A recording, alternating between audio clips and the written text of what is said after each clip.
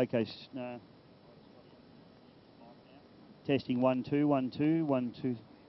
Okay, mate. I'll tape it together with the club. Okay, mate. I'll tape it together with the club one. Yeah.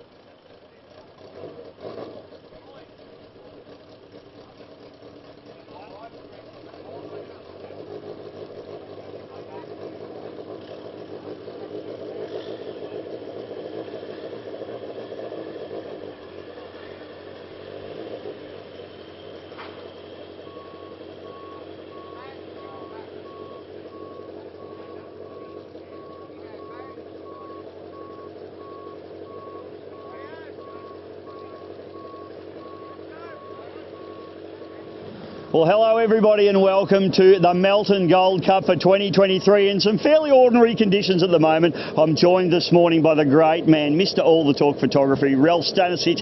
Ralph, welcome to Melton, mate, all the way over from South Australia, and you must have brought the weather with you as well. Yeah, haha. Let's get that joke all the time, but nah, it's different conditions than it usually is here. It's usually sweltering hot.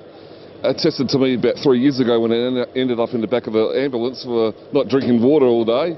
But yeah, it's going to make some serious horsepower for the bigger boats this weekend with the nice cooler air. Yeah, 100% right, mate, and it's a very good pickup. That cold, dense air, these blown boats, and as we see Transonic, we're about to get run over by it, mate, but the pitch is absolutely chaos this morning, which it always is. But you're right, we're going to see plenty of fast boats. And, mate, on that subject, we've got a fantastic entry list this weekend. Oh, sensational. All classes are represented very well this weekend.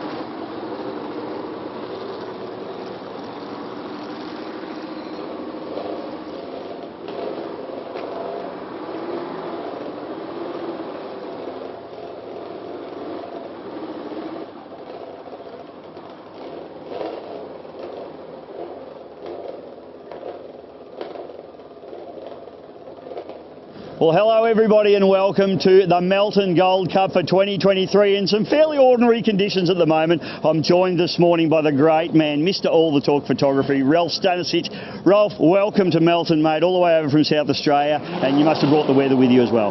Yeah, haha. Let's get that joke all the time, but nah, it's different conditions than it usually is here. It's usually sweltering hot.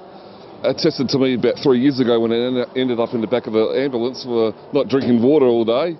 But yeah, it's got to make some serious horsepower for the bigger boats this weekend with the nice cooler air.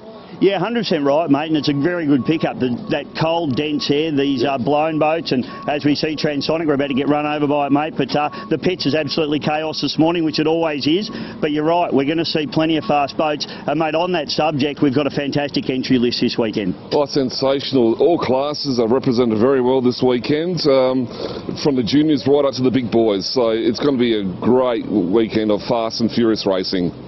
We're certainly looking forward to it, everybody. We've got Mark Gauchi, I think, is a standout for me, back after such a long layoff. He had a back injury, the boat wasn't quite right. Great to see him back.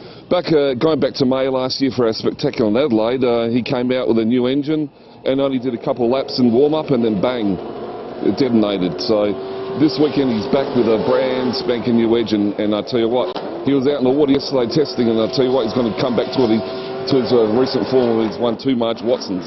Yeah, very exciting, mate. Unfortunately, we had one of your fellow South Australians yesterday, Dean Borg, have a bit of an ugly incident as well. Yeah, well, we weren't here for it. We saw it on the camera, and it was a very unusual-looking incident, but a testament to the capsules again. Dean's all fine, and then the boat's actually quite good. There's nothing wrong with the boat either. Yeah, fantastic to see. Well, Rolf, we've got stuff going on everywhere around here. We're going to wrap up our little introduction. We're going to have plenty going on this weekend for you. Stick around, folks.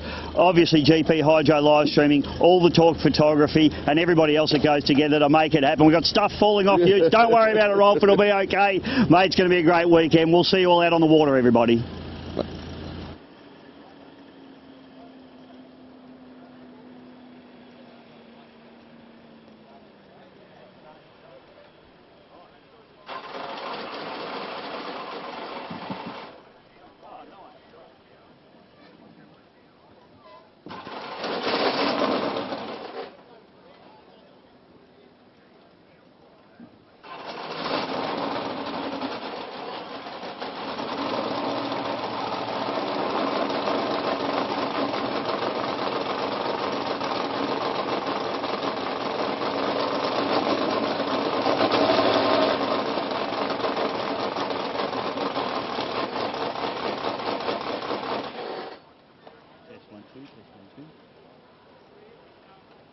Test 1, 2.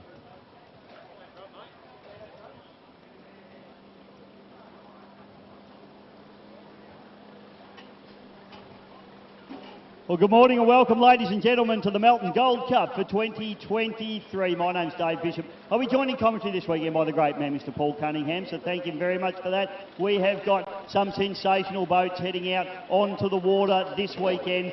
We've got a really big entry list. We've got plenty of blown boats, plenty of 6-lead boats. We've also got juniors. We've got some outboard boats. I'm very excited because Craig Beetle Bailey is here as well in his methanol-sucking tunnel boat to try and give some of these inboard boys some hurry up as well. Folks, get your backsides, trackside, because it is going to be a fantastic day. 2 days of racing in actual fact, and we're about to get into it. So let's go racing, ladies and gentlemen. Won't be long till we see our first race on the water, so make sure that you get your spot on the bank here, or if you're at home, tell your friends. We're on GP Hydro live streaming through the Facebook, through Bisho Media, however you want to do it, through YouTube. I don't care, just get on board. Let your friends all know to get on board, because we're going to see some fantastic racing this weekend. Certainly hope you're going to enjoy it, everybody. We'll see you out on the water in a moment.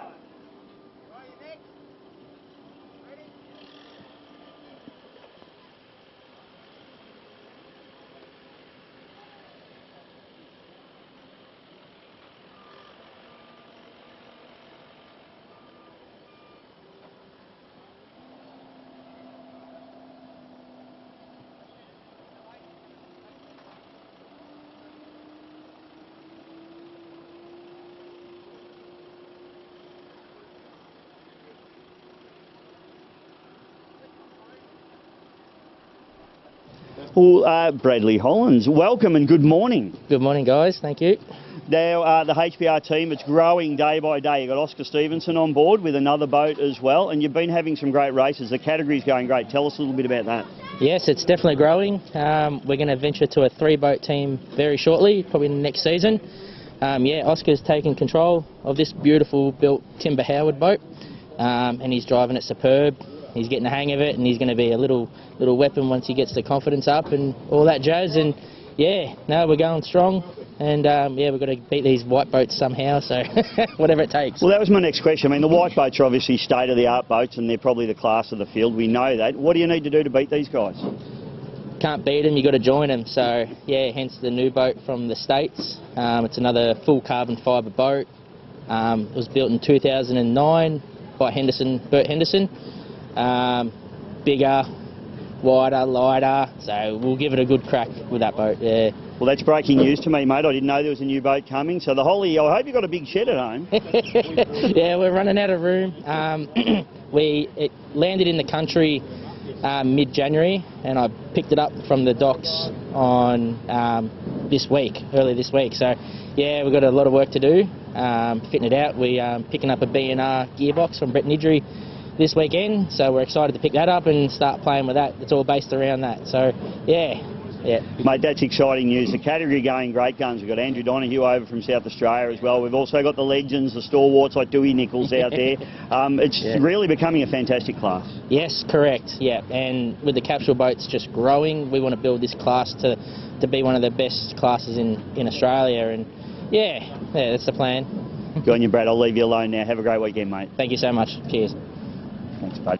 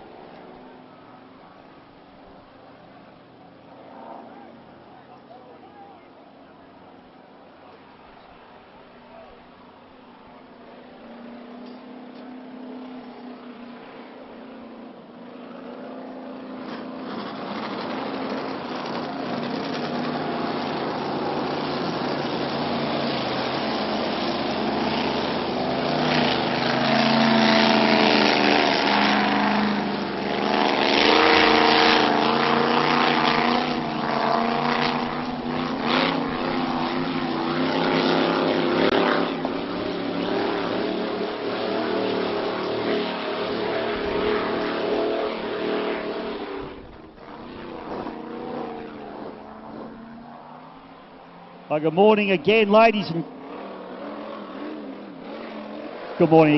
and gentlemen. You've got to turn your microphone on sometimes, PC.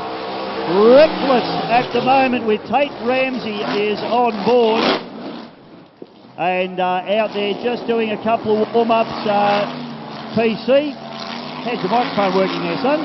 Oh, hopefully he's doing some good show. I can hear it in the background. So, beautiful day down here at the Melton next to Ware.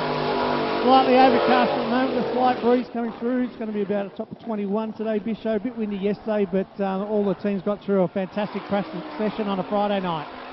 Gee, I tell you what, that was a good exit there from Tate. That boat looks like it's sitting really nice.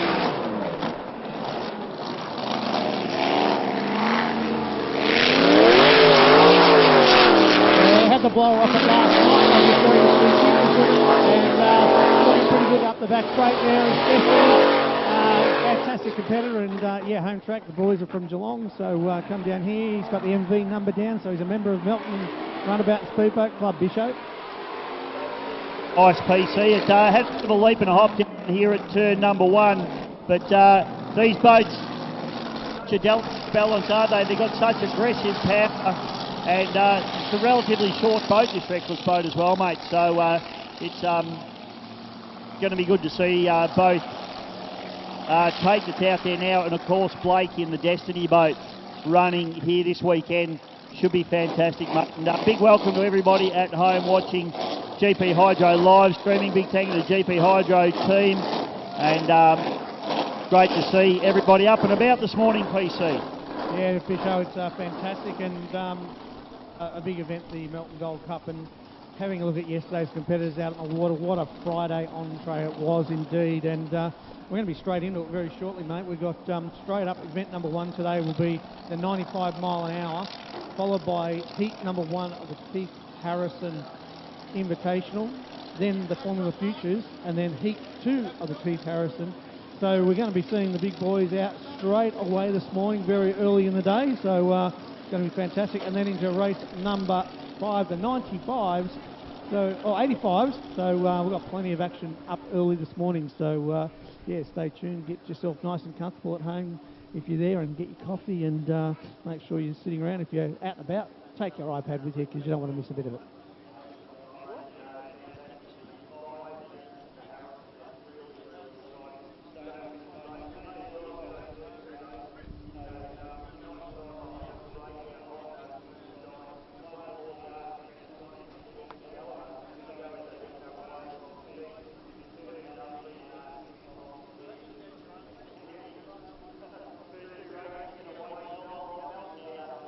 They are indeed, mates, and we saw a lot of these guys actually have a run yesterday afternoon.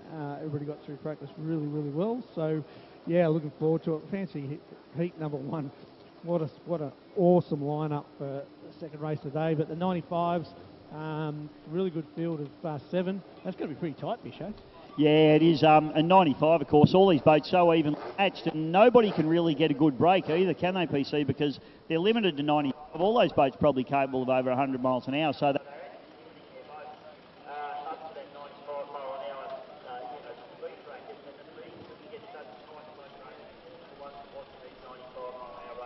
we will be back very shortly. This is the 2023 Melton Gold Cup, and you are going to see some fantastic racing in just a few moments.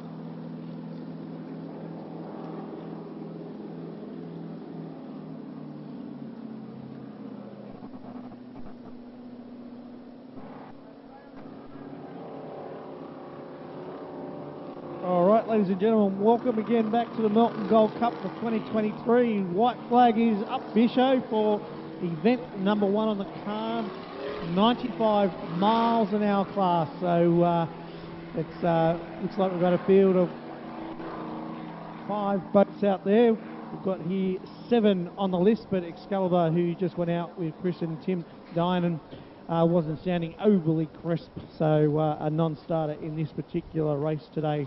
First race of the weekend at 95 miles an hour. Yeah, good morning, PC. Sorry, mate, just getting our program up and running here, but as you say, Breakout, Hot Nuts, Moonshine Racing, one more, the Artisan Transonic. Well, I think we've got no Transonic out there, and we've got the Instigator out there. So we've got a little bit of a replacement. change to our program on the first race of the day, Bisho. So that'll happen It's all a bit weekend. early. No It's a worries. bit early for them, PC, maybe. That could be the issue. They're just still getting their acts together up there in the pits. But going to be a good race regardless, because we love these 95 mile an hour and 105 mile an hour categories, mate, because they're always very, very tight and close racing. No, they are, mate. Very, very well presented Breakout. Not sure why you call your boat Breakout when you're in a speed bracket class, because that's the last thing you want to do. I actually wondered that myself, but maybe it's a tongue-in-cheek there, PC, for big Jimmy Mullins.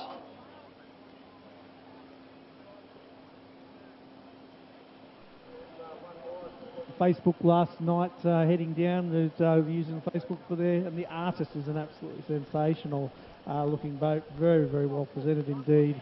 The paintwork and the graphics on it look like they have been done by an artist, so they've been calling it that. So, yeah, looking forward to it. Transonic had a run this morning with Nick Ball behind the wheel, but did stop on the course during the practice run. They haven't been able to fix that just in time yet, so a non-starter in this one. So, looking forward to race number 1 on the 2023 Melton Gold Cup card.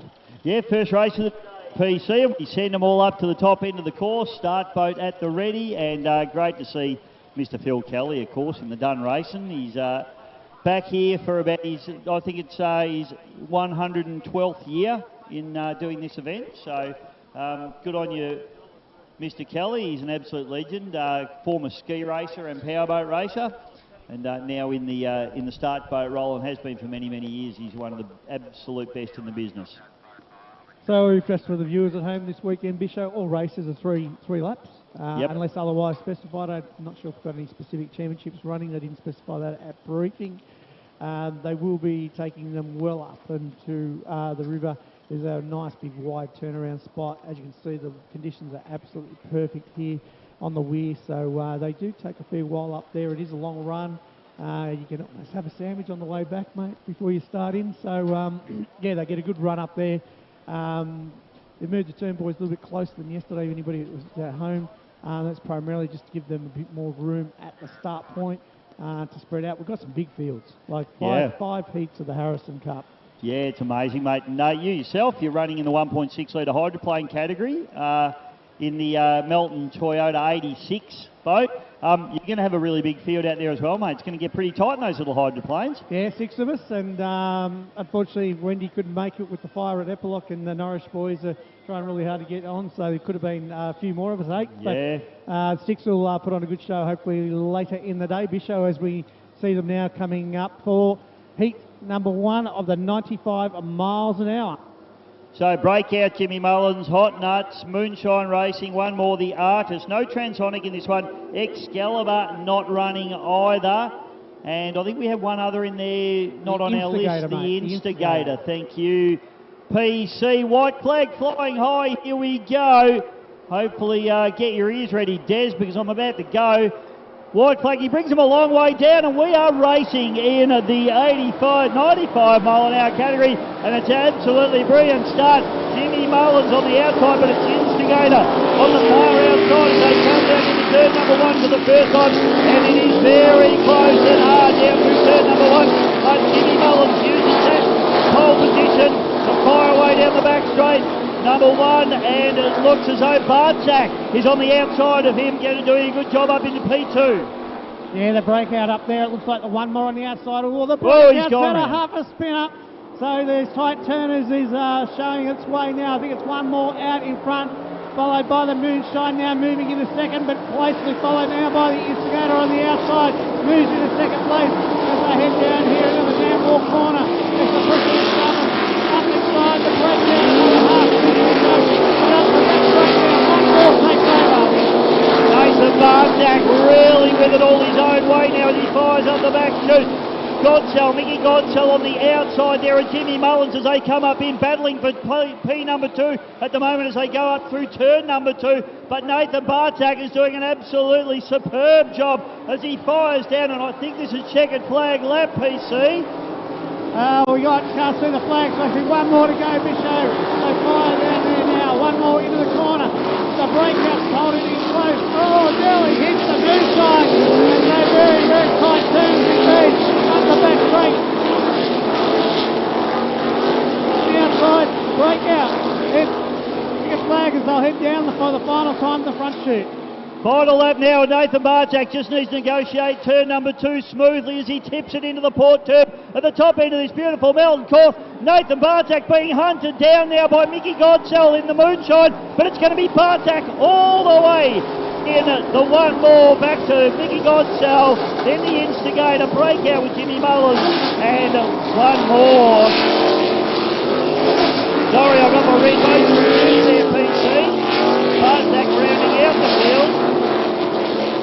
It was actually Troy Cameron in the hot nuts taking the win. We have been calling it wrong the whole way. Jeez, we're no good. Those red boats got us a bit early in the morning, mate. They did. The hot nuts all the way. Oh, really good drive there by Troy Cameron indeed. And we'll get that. We'll sort our calling out as we get better through the day. We'll lube up a little bit. We will improve, won't we, PC? Surely. Big apologies there to Troy, but he did a great job, didn't he? He just, once he got that outside run on Mullins, he really got that sorted and fired away, and he was never to be headed. So well done there to the one more taking the win. The hot nuts taking the win with Troy Cameron.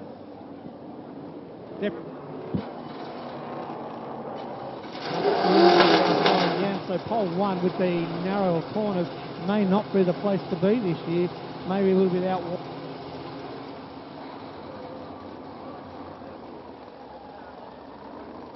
Yeah, ladies and gentlemen, a really good race there for the 95 miles an hour class. And next race will be the Keith Harrison.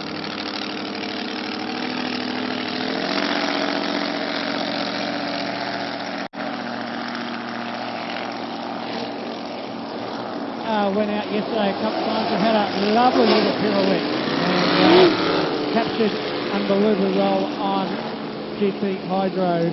If you want to go back and have a look at yesterday afternoon's footage, Brett just said this morning he was actually just practicing on the cab plate, a little bit too hard on it, and just a nice little pirouette. Just drove off like nothing had happened, but we all saw it, so hopefully Brett's pretty good on that. He's done a bit of a different change to the setup on his prop shaft. He's moved it in a different direction from yesterday, so a little bit of a change there for Brett. Looks like too impulsive. Tunnel boat will be out at pole number 3, Jared Smith, and it's going to be really good to see the tunnel boats up against some of these displacements, because the tunnel boats, all of them yesterday, were just pin to pin, super efficient and very, very fast. Yeah, this is going to be a pretty exciting race, mate. Keith Harrison, heat number 1. As you said, turn it up. Not sure who's driving in this one, whether it's Connor or his dad, Scott Patterson. We'll try and get that clarified for you. But B&R, Brett Nidri on the outside of him. Jared Smith in the tunnel boat, the 2 impulsive. Blake Ramsey. The boat looked very strong this morning. He looked very good out of the corners.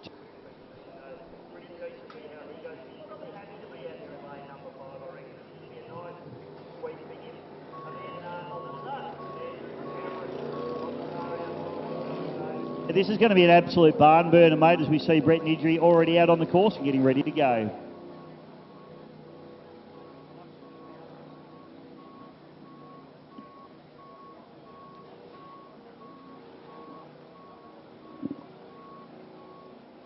Yeah, a little change this year, Bisho too. Drivers are instructed this year that what they'll do is they'll use the top end course and the middle of the course for milling around while they pull the other boats off the ramp. So trying to find a few efficiencies in and around the ramp situation here. It's fantastic with the water up so high. The ramps don't have to go down as far, but obviously restricted by just the two elevators. And the good news is there's a giant generator down there this year. We had all sorts of power problems last year, not caused through this club. It was actually to do with the wider district. So hopefully we don't see any of those issues. The club's got the big Jenny down there, mate. Fantastic. I just see our Johnny Thomas down there. Always helping powerboat racing out of the Victorian Speedboat Club. He's an absolute ripper, PC.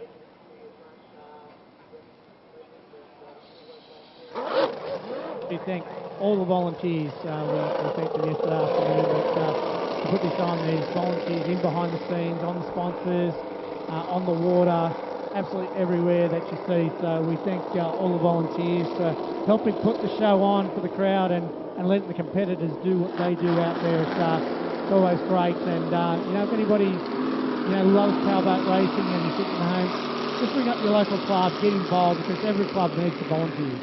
Yeah, they do, mate. Absolutely right. So see Impulsive hit the water now. Jared Smith, he's out from South Australia. Great to have him. And the Wild Man out of New South Wales, Chris Pugsley. Didn't have a good Raymond Terrace round, mate. He managed to break 2 boats at Raymond Terrace, so he's hoping for a little bit better weekend. But Pugsley, always a hard charger and a hard competitor. Looked really good yesterday afternoon. Bisho had, I think, 2 runs, maybe 3, that I saw 2 anyway. And very, very fast, impressive. And it was unfortunate, the incidents there at Raymond Terrace put him out, because the Shenanigans is normally extremely reliable. And the new deal for Ian Harris and the team, just shattering for him. The boat was looking unfinished business, that is, was looking really, really fast. They're dialing it in, and unfortunately gearbox broke. So unfortunately Ian and the team will be back with the unfinished business, because it's unfinished, and they'll be back. So hopefully Chris this weekend can show his way. He is a legend here at Melton. He really pushes the big boys, and he loves the 6-litre stuff. He does love the 6-litre stuff, mate, and he's bloody good at it, and that's a fast boat. So this is going to be a good one, folks. Get down to the track and make sure you've got a good posse and see the whole track, because I can see Jared Smith now. He has got a serious 2.5-litre engine on the back of that particular tunnel boat, and he's ready to race some of these big, bad inboard boats. Chris Pugsley now, as we watch him in the Shenanigans, just come down through the bottom and just getting some temperature into that NASCAR 6-litre engine. And he's going to be very, very fast indeed. Always is certainly excited about seeing him and Troy Marlins. And also the Lock and Load, who was absolutely exceptional at Raymond Terrace only a couple of weeks ago. So certainly looking forward to seeing all those boys having a real go at it, particularly in the 6-litre races a little bit later on during the day. Yeah, Lock and Load looked good yesterday too, Bicho. They were pretty happy with it. A run and then put the tarp back over it. They were pretty happy. And I'm looking forward. Troy Marlin had 3 runs yesterday, 2 in some pretty ordinary conditions, and his last run was pretty much the last run of the day. Had a bit of a free rev down here, so he's looking here a little bit. So really looking forward to the 6-litre races. They're always really good to watch.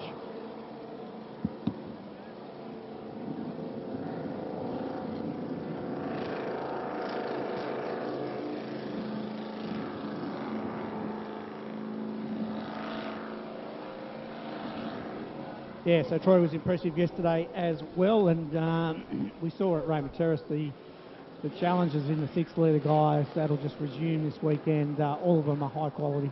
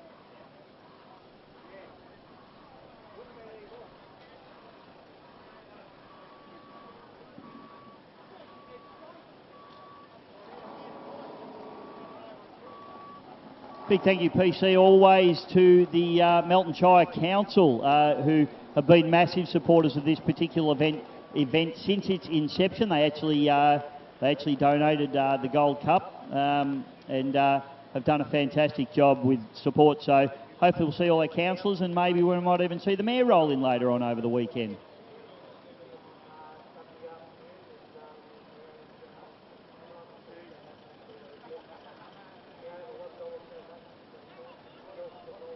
That are coming here, we've got competitors from all over the place, mates, and you know, they spend some big dollars in and around the town, and really appreciate the support we get there. And you know, the township itself is growing. I drove around yesterday. I used to live here many years ago now, and just amazed at just the growth of the place. And yeah, it's a great place to live and work and bring up the children. It is, mate, absolutely right. And if you want to jump on to my little podcast that I do, mate, it's called The Hose Down. It's on Spotify. And I had a really good chat with Rob Pasala a little while ago. And yeah, if you want to get a little bit of insight into how the club runs and a little bit of the history and a lot about Rob and his career, jump onto Spotify. There's a whole bunch of different interviews there. Once you listen to Rob, you can have a listen to the other 9 episodes that I've done so far, mate. And quite a lot of interesting chats that I've had with a lot of interesting people. It's been good fun. Any favourite highlights out of them, mate, or we just have to listen to them all? Well, you need to listen, but yeah, gee, I mean, ski racing wise, you know, Brett DeMinx is, I found, very, very interesting guy to have a chat to. Our good mate who's sitting up here at the moment, Bobby Carter, who's one of the more intelligent men around boat racing, he gave us we had a really good chat with him, and him and I had a great podcast together. And you know, I guess boat racing, Simon Isherwood I've done, and I've also caught up with your old mate Grant Harrison, and had a great chat with Grant about his career as well, which is extensive to say the least, PC. Yeah, it is, and Grant will be out there today, and Grant and the family, this is one of their family trophies, so the long supporters of the Melton Runabout Speedboat Club, gone into hydroplanes rather than staying with the displacements. Grant started in the displacement class but just graduated into more of the hydroplanes, but we'll be out here running 2 little 1.6s later on, but also support the event through their dealership, and they've got a couple of cars up there, so if you're looking for a nice Toyota or anything around the Harrison Motoring Group, please just get in contact with the guys, and they'll be around to chat to you. Yeah, mate, absolutely. Support all of our wonderful sponsors, and we'll get through all of those as the day goes on. We haven't been given a sponsor list yet, PC, so we will get one, and we need one. If any sponsors are up there listening, by all means, come on down and have a chat to the great man Bisho or myself, and we would love to talk to you about your support of the event itself and your products and everything else, because you deserve the accolades. So come on down, don't be shy, and we'll have a chat to you about your passion for racing and all other things to do with your business. Absolutely. So any of the sponsors, more than welcome. Just bowl into the commentary box, large as life and twice as ugly, and have a chat with us, because we'd love to hear about what you do, how you do it, and why you're the best at what you do. So, boats heading up now into the milling area, PC. Boats we have, turn it up with, and I'm going to guess it's Connor Patterson behind the wheel, and I'll get that confirmed, please, somebody. Brett Nidry in the BNR, the 2 Impulsive with Jared Smith Destiny, with Blake Ramsey and Chris Pugsley in the Shenanigans. This is going to be a barn burner, PC.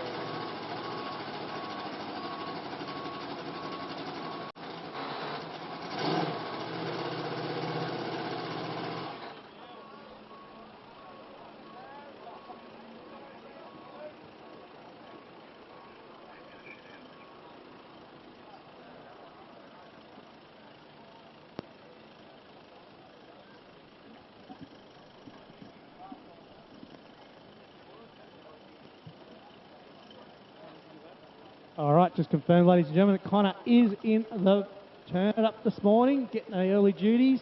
Putting the young fella in the boat, mate. So always... Sorry, mate, you've got to turn your microphone on. I haven't been doing this for very long, not you. Connor in the boat, so that's exciting news, because Connor's a hard judge, not to say that Scott isn't, but Connor's younger, and if he breaks it, Dad to fix it, so he cares a lot less.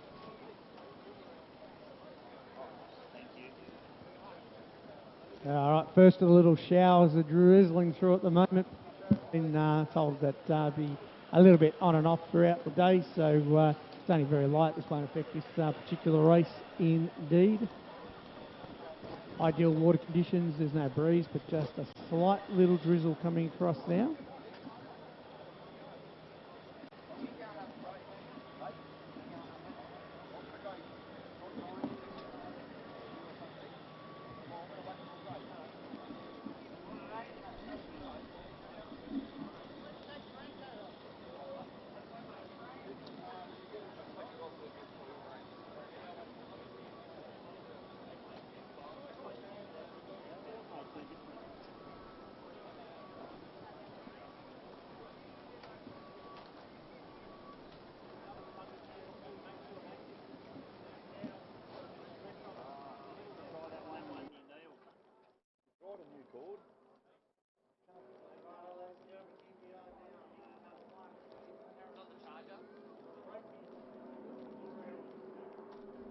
Really good lineup. It's a little bit darker here at the moment. We almost need the lights turned on, Bisho. But anyway, we've got Connor out of 1, B&R Engines out of 2, 2 Impulsive, the Tunnel out of 3, Destiny out of 4, and Chris Pugsley in the Shenanigans out of 5. Here we go, PC. White flag flying high, and then we go is the call. We're racing. We've got both in the middle with the power down. Turn it up does. Shenanigans does. It was Destiny that couldn't get the power down. B&R comes in the third place. They go down to turn number 1 for the first time. Tyler Thompson. That's the one of the Shenanigans. Broke around the outside. Absolutely still the racing. His top speed unbelievable. Destiny's got plenty of pace on the exit though. Plenty of pace indeed. Destiny's missed the start by a long way, so he's trying to charge up the back chute now. It looks like it's Pugsley and Connor very close there as they exit lane number... Oh, Patterson's got a drama there, mate. Oh, I think he just got a bit of water as the hose down as Pugsley now opens the legs up. It's Destiny on the outside trying to make up the ground. Here, this is 5 heat. They're all going to go hard. They're going to be the best to make the final. Have a look at Brett Nisby driving the race of his life at the moment. Is he holding off Connor? Plenty of boats being carried into turn number 1. Battles going on for... That's close race now. Brett Nidry on the outside, Connor on the inside in the turn up machine. Brett's opening up the lead. Had a good practice yesterday. Destiny again on the outside coming through. There's 1 lap to go. And it looks like Connor's next up the inside. Oh, Brett's touching out. Chris Pugsley's got a good lead. Up the back straight now for the final time this race. Have a look at Brett Nidry. Absolutely flying at the moment. Second flag's been produced. Chris Pugsley can turn it down to an idle now and take the win here. Put your hands together, ladies and gentlemen, for Chris Pugsley. He takes the win in the Shenanigans, but the drag race is onto the finish line. Connor Patterson on the inside. It's Brett Nidry on the outside in the B&R. Nidry in the second place, Patterson third. Ramsey in the 4th place. And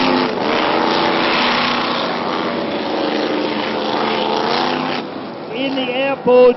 Wowee, I tell you what, that was some hard and fast racing right there, Paul Cunningham. Oh, sensational. It was really great. Unfortunately, Destiny really missed the start. Just stood on the gas and she went sideways on him. And from there, it was just too hard a journey. All class Bisho.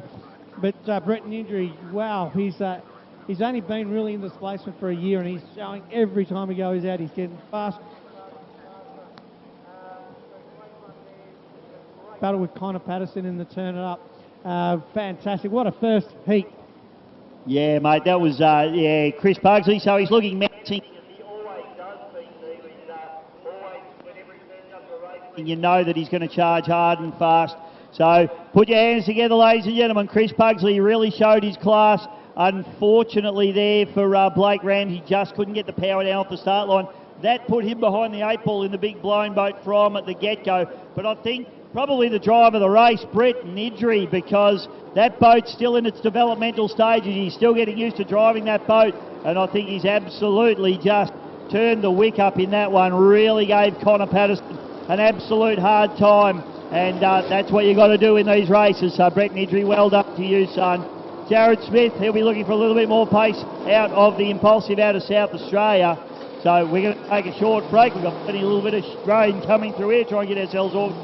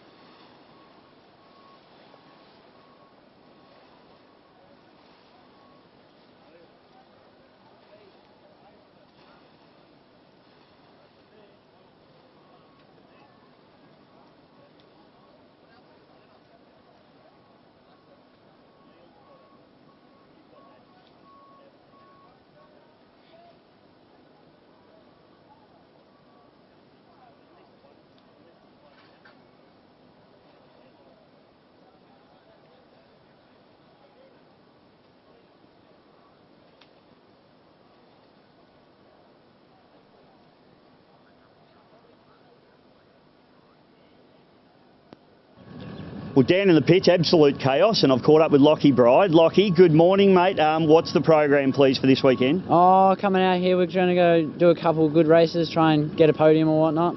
Tell us about the category, the class that you're running in, please. I'm running in Formula Future J3, so we got 15 horsepower. It's a stock category class.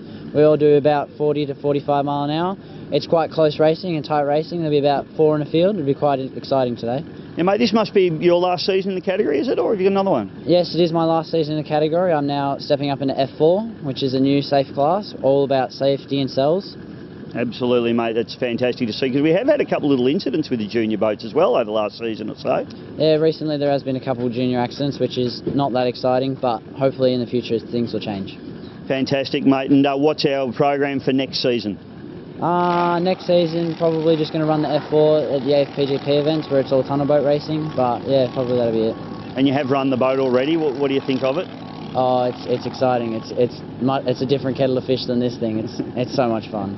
Well, good on you, mate. Have a great weekend this weekend, and don't let your sister beat you. Yeah, all good. You too. Thanks, mate.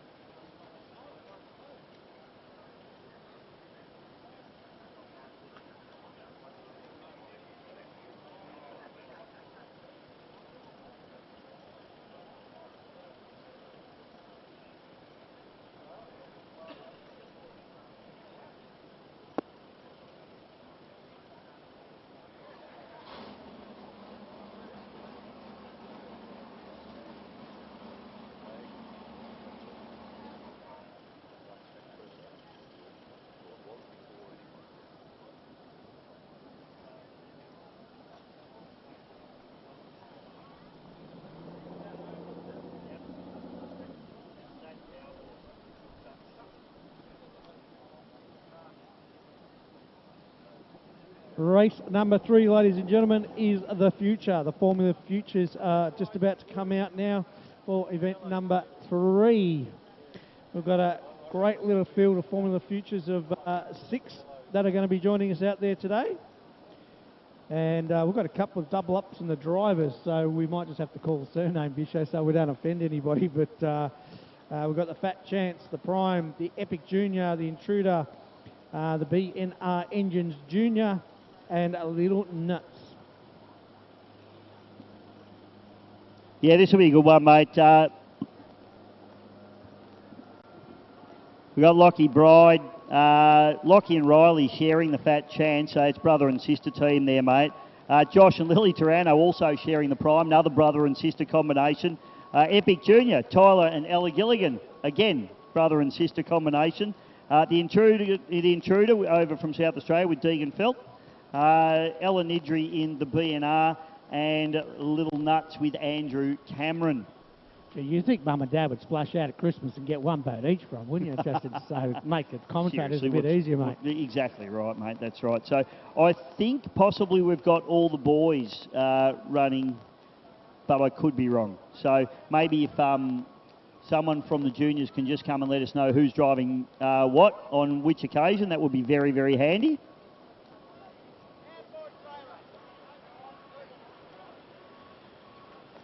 Hope you're enjoying the racing from home, ladies and gentlemen, and we see the boats get up. An Intruder, first boat away with Deegan Phelp out in front.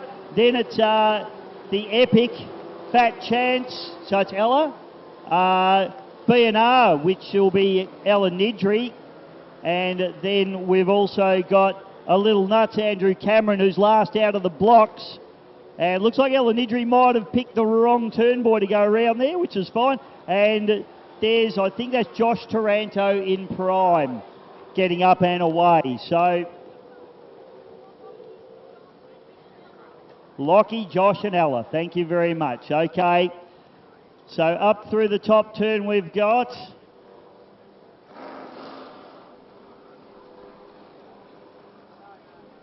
down the front straight away. And I think it's Lockie Bride and the Fat Chance on the outside, and then it's the on the inside, and then the Intruder on the outside with Deegan Phelp. So Deegan just poking his nose in front of Lockie at the moment as they tip into the port turn at the bottom end of this beautiful Melton course. Then it's Ella Gilligan in the Epic. And then another battle going on here, Josh Taranto charging hard, and he's just rounding up around the outside, the Little Nuts with Andrew Cameron. So a good battle going on between these two. And rounding out the field is the BNR with Ella Nidri behind the wheel. Up through the top turn, and this battle continues, a battle royale there, PC, going on between these two young hard chargers with the Fat Chance on the inside, Lockie Bride, the praying mantis as I like to call him. So, Fat Chance back to Deegan Phelp in the Intruder.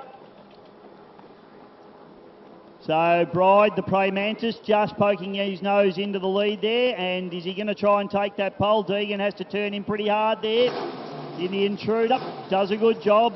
Ella Gilligan running into third spot at the moment in the Epic. We did a nice little interview with Ella this morning, so you'll see that during the day as well. Then it's Joshy Taranto in the Prime, just coming through.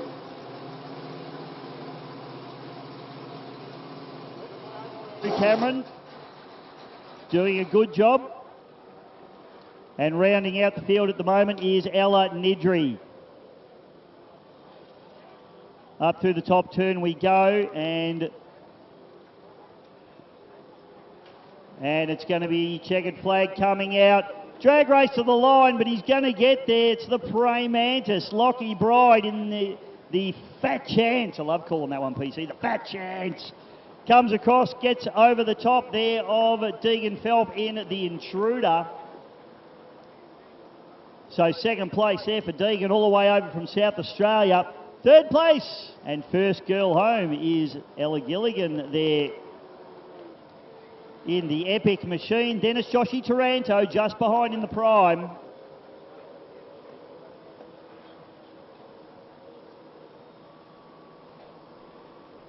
As the field's now rating its way out, Micho looks like in a little nuts is going to be crossing the line shortly, and then followed by Ellen Nidri in the B&R. Engines are new to the sport, and like all the kids are, but very, very fresh. And if you recognise the surname, of course, PC, Brett's daughter. Absolutely. So great to see Ella out there doing a fantastic job, and great to see her involved in the boat race. And all these kids in the pits, mate, they're all hanging out there, all having a grouse time. And am I giving my 80s upbringing away, calling it grouse? Probably. Oh, mate, it is grouse for the kids. And tell us a little bit about it, Bisho. What sort of age group can you start at in this particular class? There's probably plenty of kids that'll be watching at home or up on the top there, but may play a little bit of netball or a bit of football or a bit of tennis. But this is where the real action is. Yeah, absolutely, mate, and it is really good. So first of all, we should say the APBA actually have boats for the kids to use. So you don't have to go and buy yourself a boat straight up, PC. There's plenty of boats, well, there's some boats available through the APBA. So if you're on the bank and you're watching, you think this looks like a lot of fun, or you've got your kids in your ear and they want to go boat racing and think that looks like a lot of fun, because it is, go and see any of the APBA officials that you might come across, and they'll point you in the right direction as to how to get your kids into a boat. I think in Victoria, because it's a nanny state, we're only allowed to race from the age of, Andrew, race from the age of, in the nanny state of Victoria, 12, yep. In New South Wales, where they actually fair income, they can race from 8.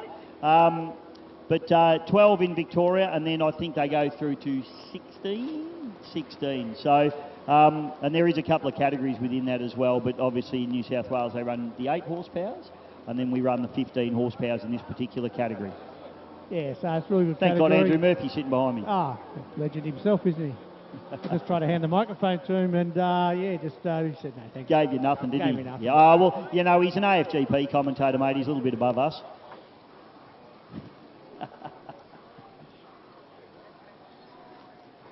Yeah, but a great way, and we'll see some of the people that were juniors many, many years ago come through, and one outstanding one is Troy Marlin.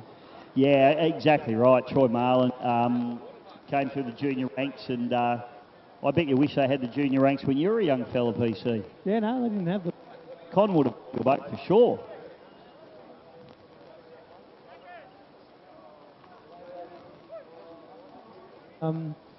Yeah, no, it's a great class, and by all means, if anybody's interested in it, get in contact with the APBA. I know Stephen Scott walking around the pits and helping out his son and Tyler, and having a great old time. Kick Andrew Murphy out of the commentary box, mate, because he's just given me some bad news, and I don't like bad news when I'm up here in the commentary box. Craig Bailey did a warm-up run this morning, PC. Unfortunately, a gearbox full of metal on their standard check, as they do. So that looks like Beetle may be out of the weekend, which is unfortunate. It sounds like no spare gearbox here. Well, it's only an hour.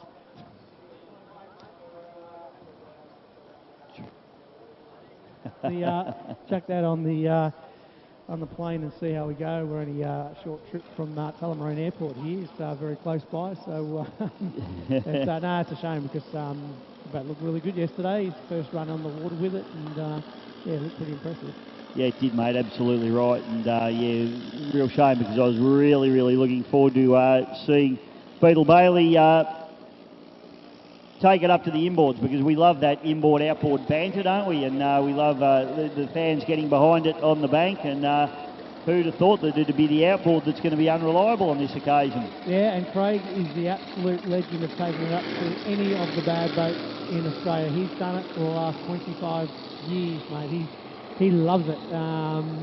He does not ever shy away from taking on the bad boats in the Gold Cup events and the big Unlimited Opens. If he could go in the Griffith Cup, mate, he would go in it, because he just loves the competition of running a tiny little horsepower engine against 2,000 horsepower and a light little unit such as his Formula One tunnel boat, and he's had many a victory doing it. He certainly has, mate. So heat number 2 of the Keith Harrison for 2023, mate, and the boats we're looking for are going to be Workhorse, Explicit, Joe Jr., Always Pumping, and Wild Child. So workhorse, of course, Michael Newton, very, very quick. He's going to be tough to... Explicit, the taxi, as they like to call it now. It's got the turbocharged Ford Barra engine in it, and it is blindingly fast. Turn behind the wheel. Joe Jr., Michael Newton, which is a twin turbo arrangement.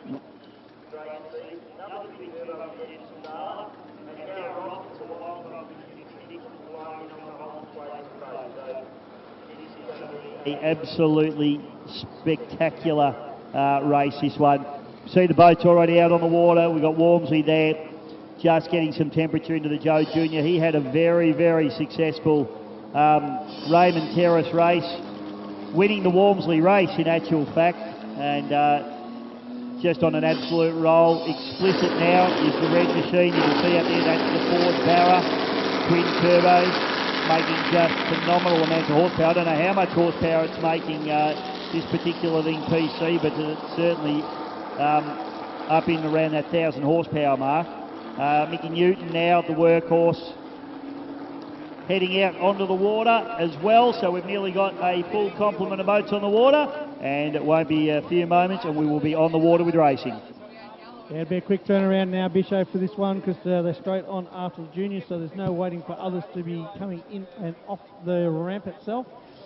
So we're looking for Always Pumping and Wild Child to be put on. Wild Child now is off its trailer, so it's good news. Didn't see Darren Robinson have a run yesterday afternoon. He chose to come in late and use this morning's running for his warm-ups. Dennis Pasala in the Always Pumping had a couple of runs yesterday afternoon.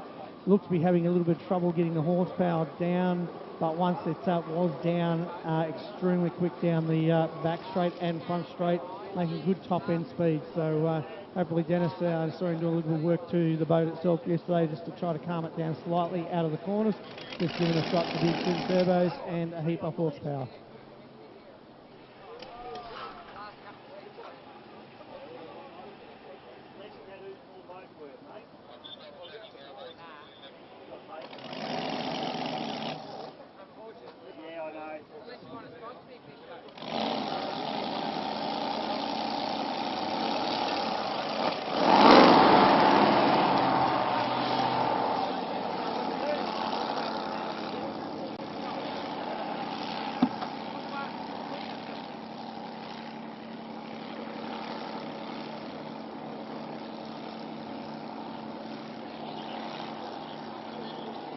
A couple of interesting configurations here, Bisho, with two turbo boats going out there, a 6-litre and a traditional blown out to hull displacements. Yeah, it's great, isn't it? I mean, you know, we have different hull designs, we have hydroplanes, we have tunnel boats, we have displacements, but even within the displacements we have different combinations. Twin turbo V8, twin turbo inline 6-cylinder Barra, a couple of 6-litre boats, as you said, and the traditional big bad boat, the Wild Child, Darren Robinson, sponsored by Carlisle Engineering. Does a great job, but very, very keen. I saw Explicit run here last year, PC, and they were still developing that boat, but I tell you what, I wasn't fortunate enough to be at Raymond Terrace, but I did watch the GP Hydro live streaming, and big shout out to my old mate Linny, who did a great job on commentary up there. That boat, the Explicit boat, was blisteringly fast. It was, Bisho, and as you said, last year was really an experimental phase, and I think it actually took our minds away when it actually ran real fast laps, and we could actually see the potential of the boat, and the team know the potential and have been working pretty hard on just dialing in the tune. And at Raymond Tennis, yes, you're absolutely right there, mate. He was fast. As we do see now, Dennis Pasala is out there in the Always Pumping. So that is our field, ladies and gentlemen. They are all off the trailers. So we'll be just awaiting now for the white flag to be put up for this one. As I said, Workhouse, Michael Newton out of 1. He'll enjoy that with the 6-litre. Explicit, Chris Hearn out of 2. Joey Jr. last week, Raymond Terrace's big winner. Michael, got the wrong name there. You can't be driving two boats at the same time. Always Pumping, Dennis Pasala and Darren Robinson in the Wild Child. So looking forward to this one. Yeah, Pasala's been chipping away at that particular boat, the Always Pumping as well. PC, it's an Evercraft. It's a Goals play. Turbo arrangement, so something a little bit different again. So be interesting to see how big Dennis can go. His home track, of course, and obviously with his brother in his corner, that may be a good or a bad thing. I'm not really sure.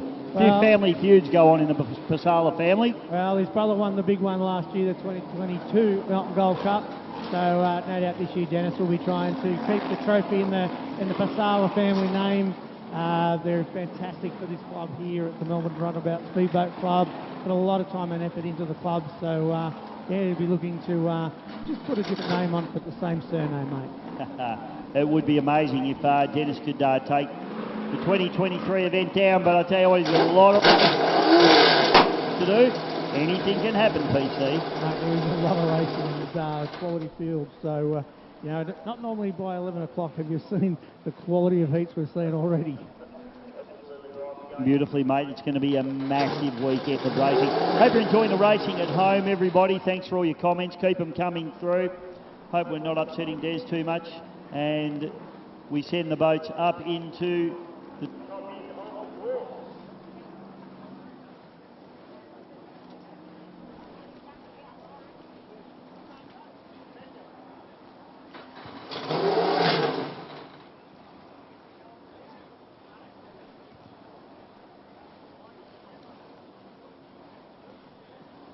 Of course, ladies and gentlemen, plenty food vans up the top there, so find yourself a nice action all day long here.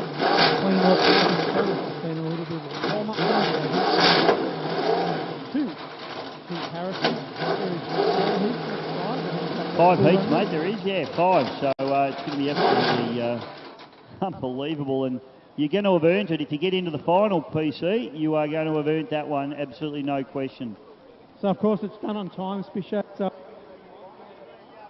the calibre of these events, you've still got to push as hard as you can because it is on times. And then you want to make sure that you get yourself a really good position. So, you're wondering if the bloke out in front is absolutely it's because they want the time. Yeah, that's right. You can't just get to the lead and lift the pedal and just coast home. And that's why... you know, Chris Pugsley obviously kept pushing right towards the end in the Shenanigans boat in that earlier heat. So he knows the deal. He knows it needs to be fast lap time to get into that final of the Keith Harrison. And of course we saw at Raymond Terrace where it came down to a draw on points and things like that, came down to the fastest time and there was absolutely nothing in it. But yeah. The Joe Jr. took that one just because a little bit quicker around the track. So very, very important indeed. Looking forward to this one, PC, and the calm before the storm now, before heat number 2 of the Keith Harrison. We won't call it the memorial like you did yesterday, mate. No. He's still with us. Shout out to Keith. Sorry, mate. He's hopefully sent him to an early grave, mate. Hopefully Keith will be here tomorrow. You better be. I was chatting to him during the week, so I do apologise. I just got a bit excited. I didn't think we were going to bring that up, Bishop. Well, sorry, mate. Well, yeah, I know why he did it, because generally you have to die before they give you a race named after, so that's what a legend Keith is. You've given him one before he's died. That's it, mate. Do you reckon you'll have a race named after your PC? No, not good enough, mate. Not good enough. I don't know, you might. No. Look, the fact is I'll probably die before you, so I can't push for it, mate, unfortunately. No, that's not what the doctor told me, but the doctor told me this is going to be a good one, Bisho.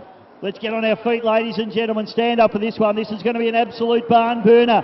We have got the workhorse, the explicit, the Joe Jr., the Always Pumping, and the Wild Child on the far outside. A little bit of push and shove in the start area as well. White flag flying high, white flag drops. You know what stops, ladies and gentlemen? We are racing. Always Pumping is the trigger. Have a look at explicit.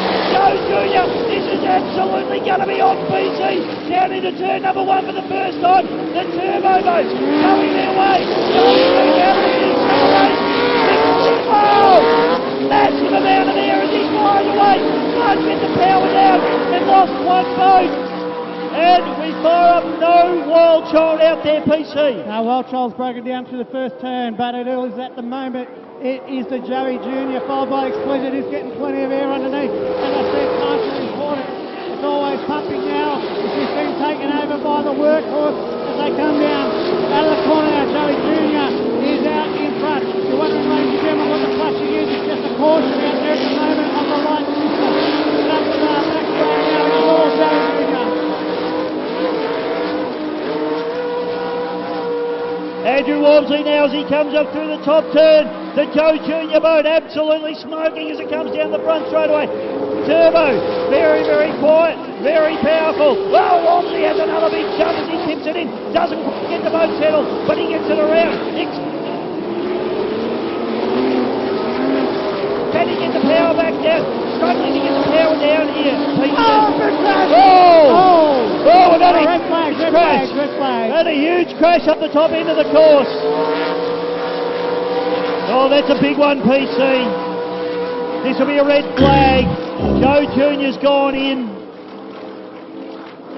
Oh, that's a big one, mate. We never like to see that. Driver's out, Michelle. I can see his helmet. He's out of the boat. Thank God for that. So Walmsley out of the boat. So PC, we'll take a little break. This is going to be a bit of a mess to clean up for these guys. We just hope that Andrew's okay. Over. But that was an enormous crash. I don't know what happened up there, PC. It looked just like he was going pretty hard. I didn't catch it all. I just saw the flying through, but it looked like just caught its time a little bit there and just went for a bit of a barrel roll. Good to see he's out because there's not much of the boat that we can actually see at the minute. So these safety capsules proved their worth down at Raymond Terrace, and again, it was a pretty big barrel roll top end. So yeah, hopefully everything's all right. We're a very professional team out there. We'll check him out. I'll let the rescue crews do their thing, mate. We'll take a short break, but we'll be back with more racing just once we get this sorted out, folks.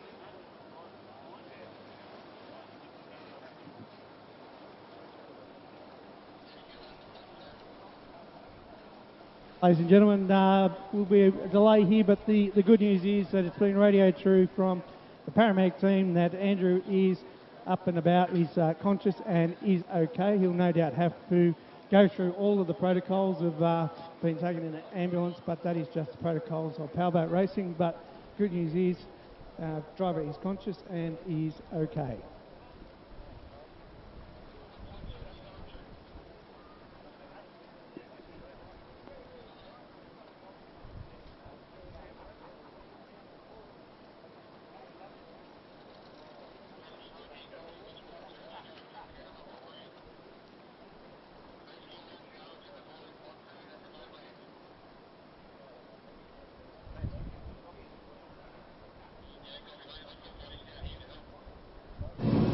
Well, I've caught him. He's in the pitch. The man, the myth, the legend, one of my favourites of all time, Dewey Nichols. Good morning. G'day, how are you? Perfect, mate. Now, obviously the S15, you had a few dramas at the last race meeting. Tell me about that, please. Yeah, so we ended up doing a coil in that first race and stopped on the top corner at Lake Eplock.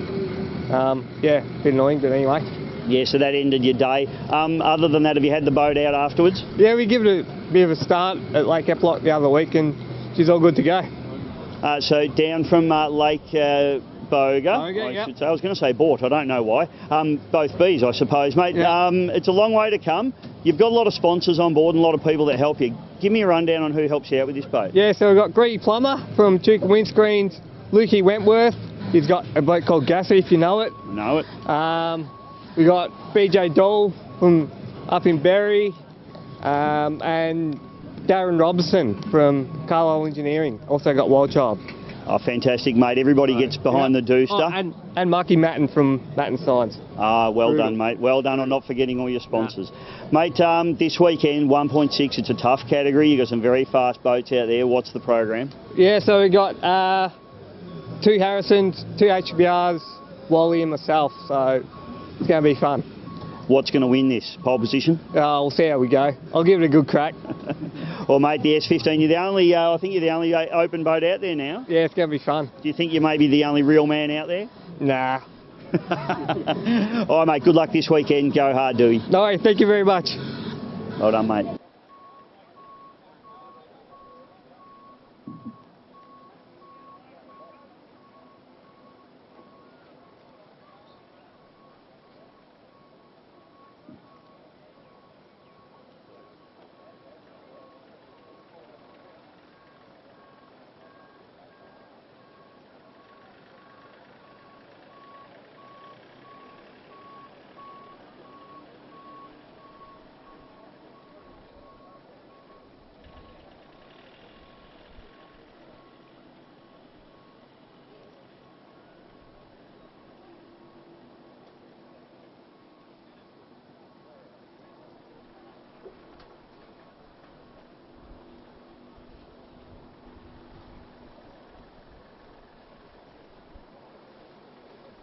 Again, ladies and gentlemen, just as Andrew's being brought back, the word is that he's okay and that it will be a protocol, however, under Australian Powerboat Association rules that no matter how good you feel after an accident, no matter how big or small, you do get checked out by the medical team and generally do get transported because it's like the AFL and any other sport these days, looking after your body is absolutely the primary position. But the good news is it has been radioed in from the course and the paramedics, and we do have fully qualified paramedics on course that Andrew is doing okay and is conscious. So there'll be a little bit of a delay here while we sort out some of the debris as well. As you can see, some of the decks has just been brought in by the start boat, and there'll be a little bit of debris up there which will need to be cleaned up for the next classes because none of the classes need to hit any of that glass and composite material that's out there. So will be a little bit of delay. Thank you for your patience, but the good news is that the word from the paramedics and the control tower is Andrew is okay.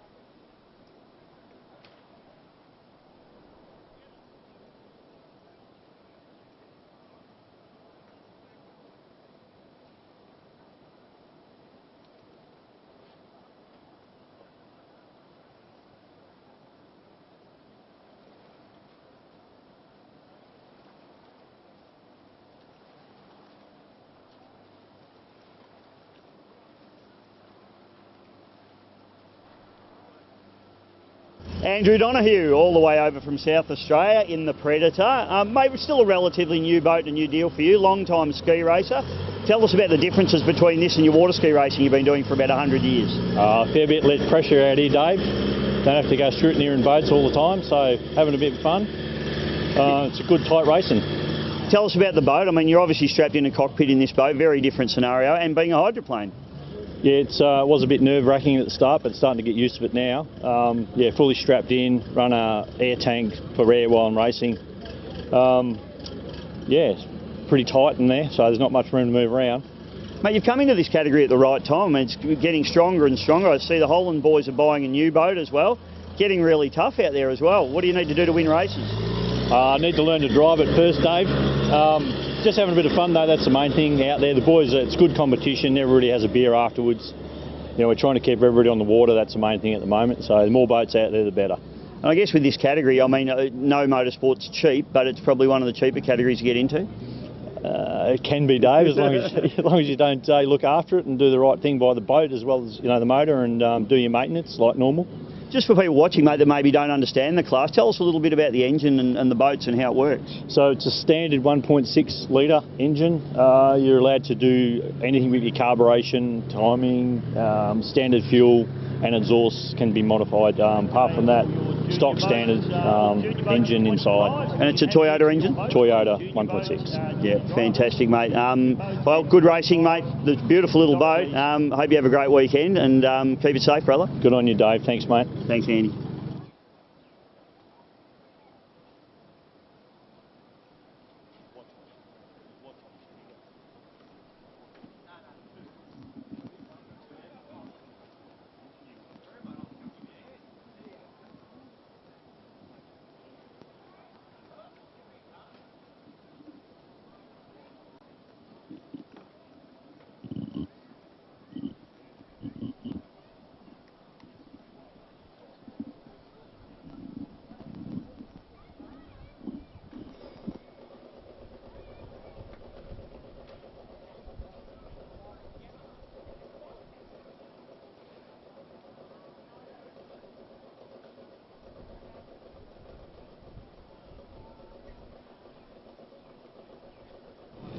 Michael Godsell, nice to see you here, mate, in the Moonshine, a really big refit. Tell us about what you've gone through to get the boat here this weekend. Yeah, it was a pretty big ordeal racing at Paynesville last year. We had a bit of engine trouble and stripped it all back, and turned out we needed a full rebuild, so new heads and all the internals, everything. Pretty much engine out, go through the whole lot and start from scratch. So we came back to Epiloc, was it 3 weeks ago now, and we had a pretty successful weekend. I think there was only one race that we had a DNF. If it wasn't for that, I think we would have come out on top in both classes. So it all went back together pretty well, and fingers crossed we can do it again this weekend. Hey, talking about the classes, these speed category classes, they've really opened the world up, particularly these open deck boats, haven't they?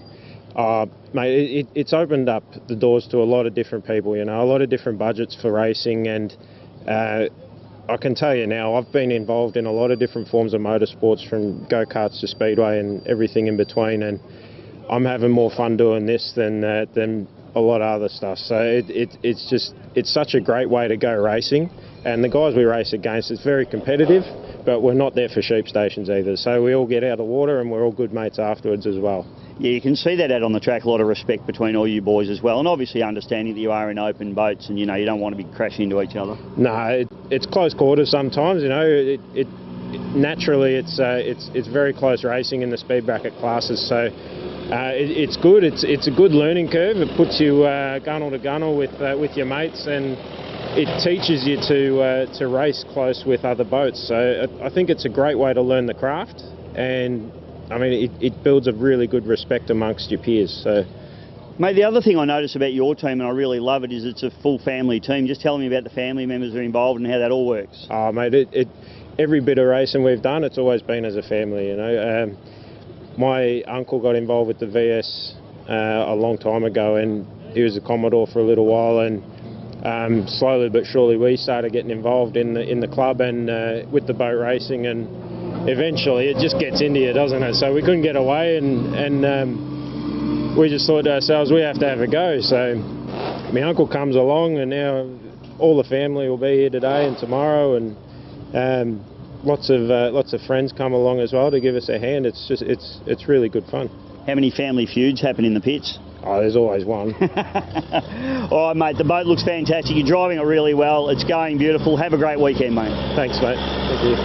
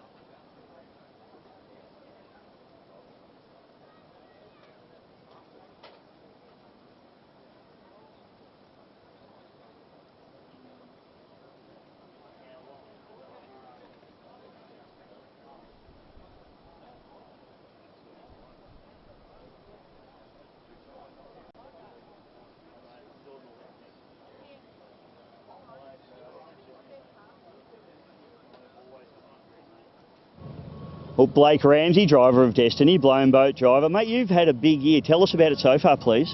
Well, we had a bit of a spell after Adelaide, and then a couple of weeks ago we head up to Raymond Terrace to support the event up there, and had a great time. Really well-run event, and having a crack at the Walmsley Trophy, which was we had a bit of a dip at, and Joe Jr. was quite fitting with the end of that, winning that trophy. So we had a great weekend up there.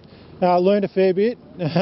Wrapped a rope around the propeller in my first heat. The boat was ugly. It was pretty scary actually, but then just crept up on it the next couple of races, and then had an all right test yesterday. So I'm keen to get out again and just keep turning laps. I've got to learn to drive the boat properly. I've been doing it for probably 2 years now.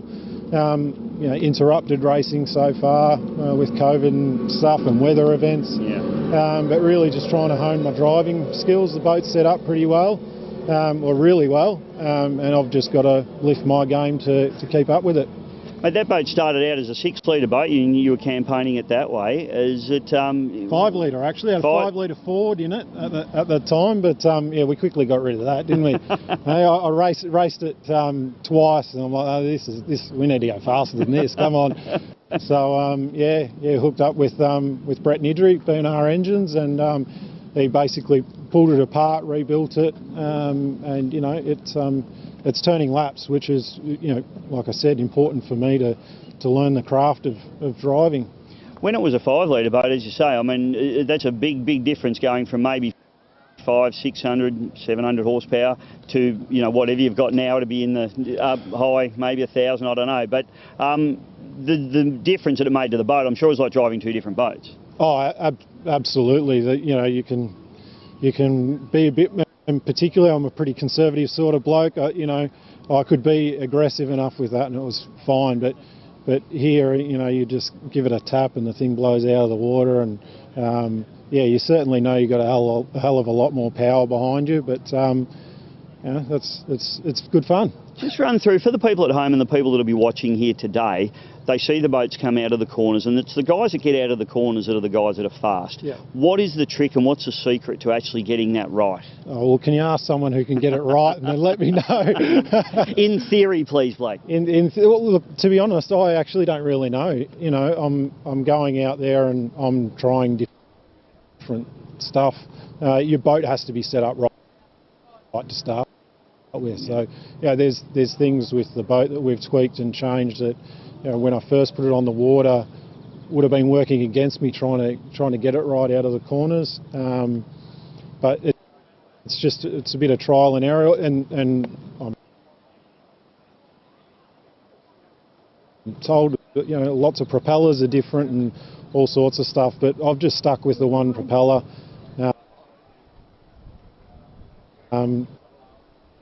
Since the start, and I'm just trying to try different stuff and see what works. I really don't know what actually works. So it's a lot to do with obviously cavitation plate set up and the way you use the cavitation plate, and also throttle response, I imagine. Well, I guess so. Yeah. You mean you really don't know? No. Well, from my understanding at the moment, from driving it, yeah, absolutely. But I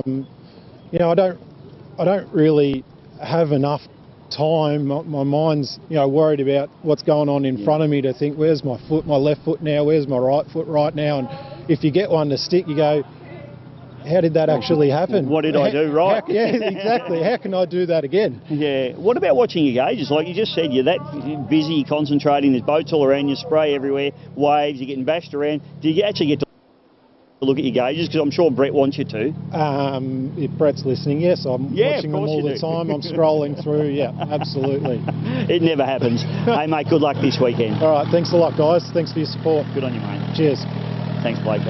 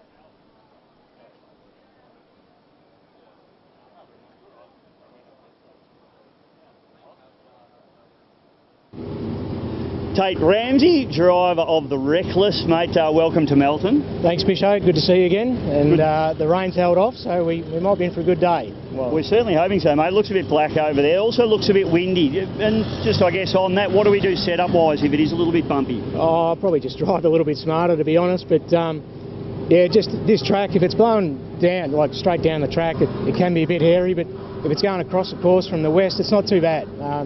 Probably it might look a bit worse than what it really is. So yeah, if it stays like this, it should be all right. It should be a good day. So no setup changes in terms of propellers or cavitation systems? Oh, I'm still chasing setup anyway. It doesn't make any difference to me. Oh, look, no, not really. No, we'll leave it as it is. Yeah. We spoke to your brother earlier on, and obviously both of these boats still in developmental stages, really. But you've had a pretty big few weeks, Epiloc, and then, of course, Raymond Terrace? Yeah, we have had pretty busy time as of late. Raymond Terrace was a really good meeting. It was a successful meeting from the club point of view, but also for Blake and I, we had a pretty good weekend. So we managed to bring a couple of boats home, and we didn't break anything, so it was good. Hey, tell me, it's Ramsey family racing, obviously the young fella racing as well, and you and your brother. How do the family feuds go? Oh, look, no, they're not too bad. We're probably all a little bit diplomatic, I suppose you'd call it. We have a few digs, but all in all, it's actually great to spend time together as a family, doing what we all enjoy doing, and seeing Baxter come along, and you know, it was one of those things I didn't put it on Baxter to race. It was his choice, and he seems to enjoy it. So, yeah, it's just a lot of fun. Yeah. So 3 generations, mate, because, of course, Dad's involved as well, and he's as sprightly as ever running around. I think he works harder than a lot of you, actually. There's absolutely no doubt about that, yeah. He puts a lot more hours into the boats in the shed than what probably Blake and I put together. But, look, without Dad, we certainly wouldn't be at the level we're at. He's really good with the 1% stuff. Yeah, so ex-boat racer, he knows what it takes. You know, you can't... basically 90% of your race meeting is done and dusted in the shed, and it's the other 10% you bring it out here, and you know, it's when you race, it's the proof of all your homework and your research, and yeah, for us it's been paying dividends. Yeah, and I was going to touch on that. These races, I always say, they're won and lost in the workshop, aren't they? Yeah, oh, absolutely, there's no doubt about it. So yeah, we have a pretty stringent maintenance program in between races, and yeah, it works pretty well. Mate, how many, you're running 2 blown boats obviously, how many spare engines or how many engines do you guys run?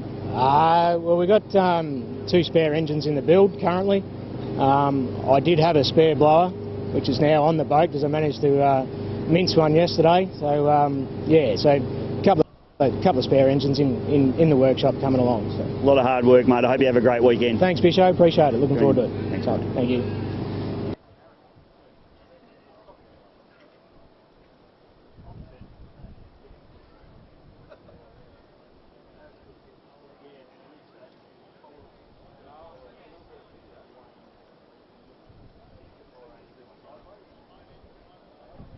Well, it's always an absolute pleasure and honour to have this man here, Daryl Quinn. Welcome to Melton, and great to see you back, mate.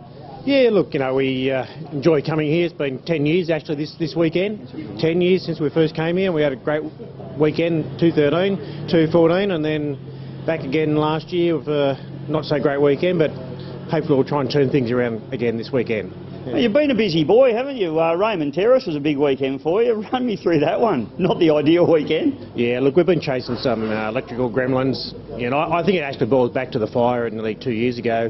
So it's just a process of elimination, and because there hasn't been much boat racing, each time you go out, there's always something else you're chasing. So, but there was a Maggie issue with some connections there. The actual kill switch was playing up. We found that last weekend, and then but after Raymond Terrace, yeah, look, the leak down wasn't great. And I'd only just put the engine back together, but I just took the punt. Look, we're going to pull it apart again.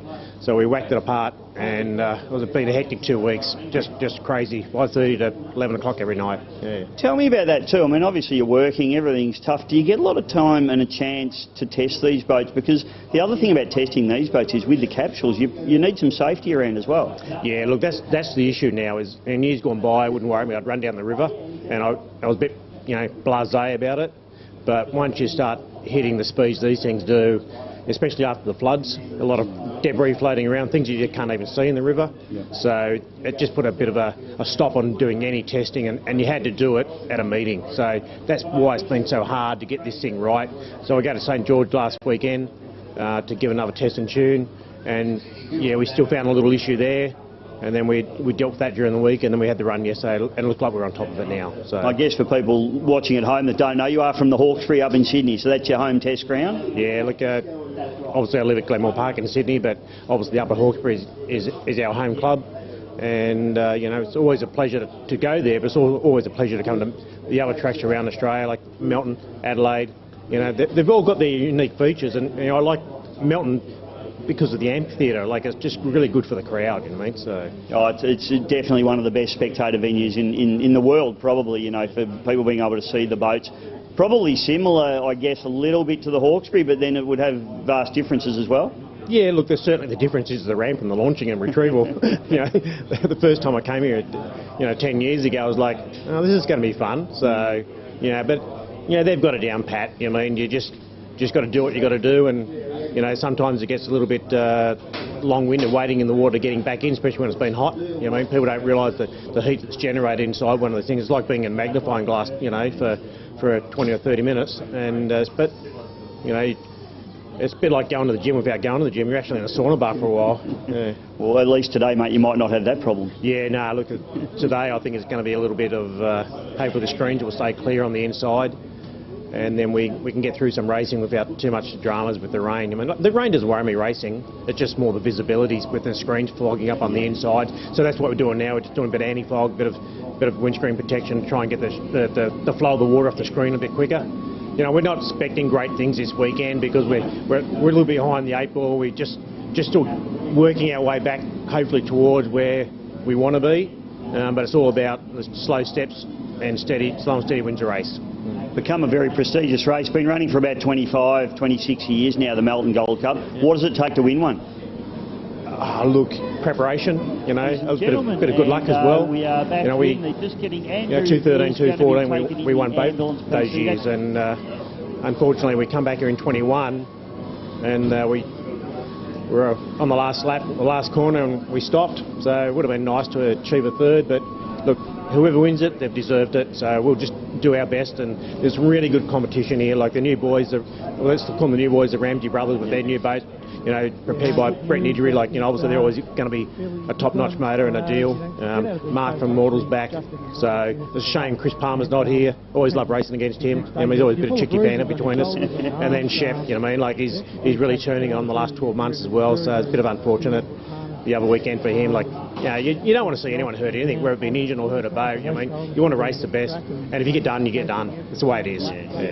Brett Shepherd, of course, we're talking about there, had a bit of an incident with the culprit, unfortunately, young Nathan Barry. But I believe Nathan's coming this weekend. Yeah, been Nathan. I saw him this morning on the way out at 6:30. He'll still be asleep by now. He won't get here till 10 o'clock. You know what I mean? So he's come down with no boat. He's come down with his partner and their young boys. So I'm sure he's got a great weekend. But I've actually got a special surprise for him. So he's been bagging me about my maintenance program. I mean, he goes, yeah, he's been calling me bad maintenance and a bad influence. So I've got him a T-shirt called Bad Maintenance. Same as these ones, just Bad Maintenance. So he's in a big surprise. Well done. Hey, Daryl, it's always great to have you here, mate. We love having you down here in Victoria. It's God's country, you know that. And funny thing is, when I was a kid, you know, we used to live in Melbourne, so like even when I was like 12, 13, 14, I used to come to Bacchus Marsh and Melton ride motorbikes. Yeah. Back in the day, like talking about 73, 74. Yep. My dad used to bring me here, and it's just so surreal to come back and go, we've got us all full of water now. Mate, great to have you here. Good luck this weekend, and we hope you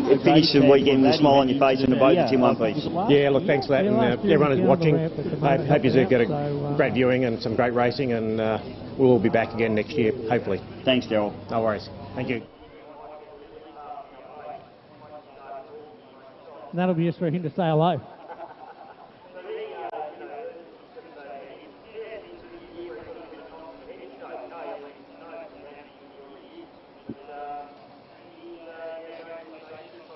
Boat, and it's just a natural progression, isn't it? Yeah, it's not far away from being finished. They've been working very hard on it in the cat racing. He loves his racing rumbles, and it'd be good if he does come up and have a chat. But he's down there volunteering at the present time. I saw him this morning pushing some boats out. So if you're not racing, he's in there having a volunteer. But yeah, he's definitely one of the guys that's seen the light after the last year and decided to go for a full cockpit year off work. It's not easy to retrofit them. They're they can be all designed and moulded up, but to actually then get them all fitted in and the balance and everything else with them, it's a lot of hard work and actually a lot of dollars too, Bisho, but it's money well spent. Oh, yep. You can't put a price on your safety, can you, mate? So absolutely agree with that. The biggest problem, I think, with cockpits these days is actually getting someone to build you one and get them into the boat. So yeah, there's a few always around. a time-consuming effort. We've seen a few different designs, all effective, mate. There's different canopy lids, different ways they open and close, but at the end of the day, a couple of screens, roll bars.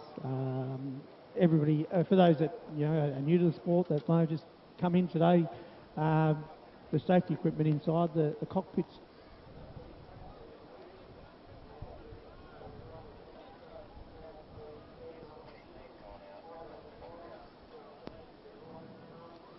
Sits with it, and the air masks actually don't run off a dive system during the race. There's actually a trigger within them. Mine runs off a little bobble in the front of me, and if I am upside down, for example, it will trigger the bobble, and then that will kick in the air that is dive air, and that dive air actually has fittings to the divers themselves, and they can connect you and disconnect you. So if you are in there for a little while, generally you are breathing good air. We all do cell orientation once a year, where we actually get to test our equipment and make sure it is all working, and to actually get some skill set around getting out of a cockpit that's fully enclosed, using dark goggles, and getting yourself out. So we are actually also trained in the method of getting out in an emergency situation. So lots of safety around the sport indeed, Bisho. Yeah, it is, mate, and thanks for that insight, mate. Obviously, you've raced in cockpits pretty much your whole life, haven't you? Obviously in the Grand Prix hydroplane, and also the 1.6 year race now has got fully enclosed cockpit as well.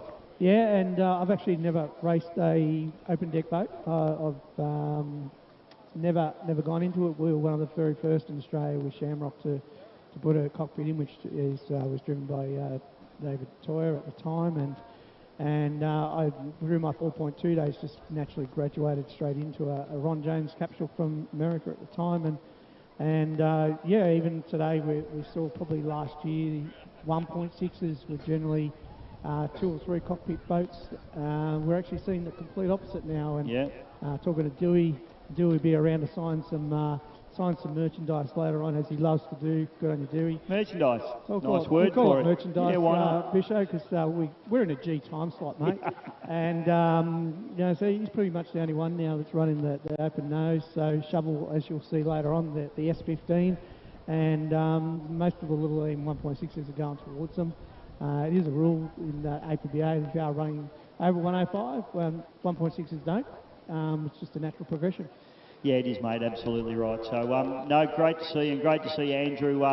He may be battered and bruised. He might have a broken collarbone. I don't know. Apparently his shoulder's a bit sore, but mate, tell you what, if that's the worst he's got, and if we see him in a sling next week, well, I think he can consider himself a pretty lucky boy. Good to see Andrew, and I think we're going to see either 25s or juniors going out onto the course, mate. It looks like they're just getting ready. So it won't be too long till we see some action back out here on Exford Weir here at Melton for the 2023 Melton Gold Cup.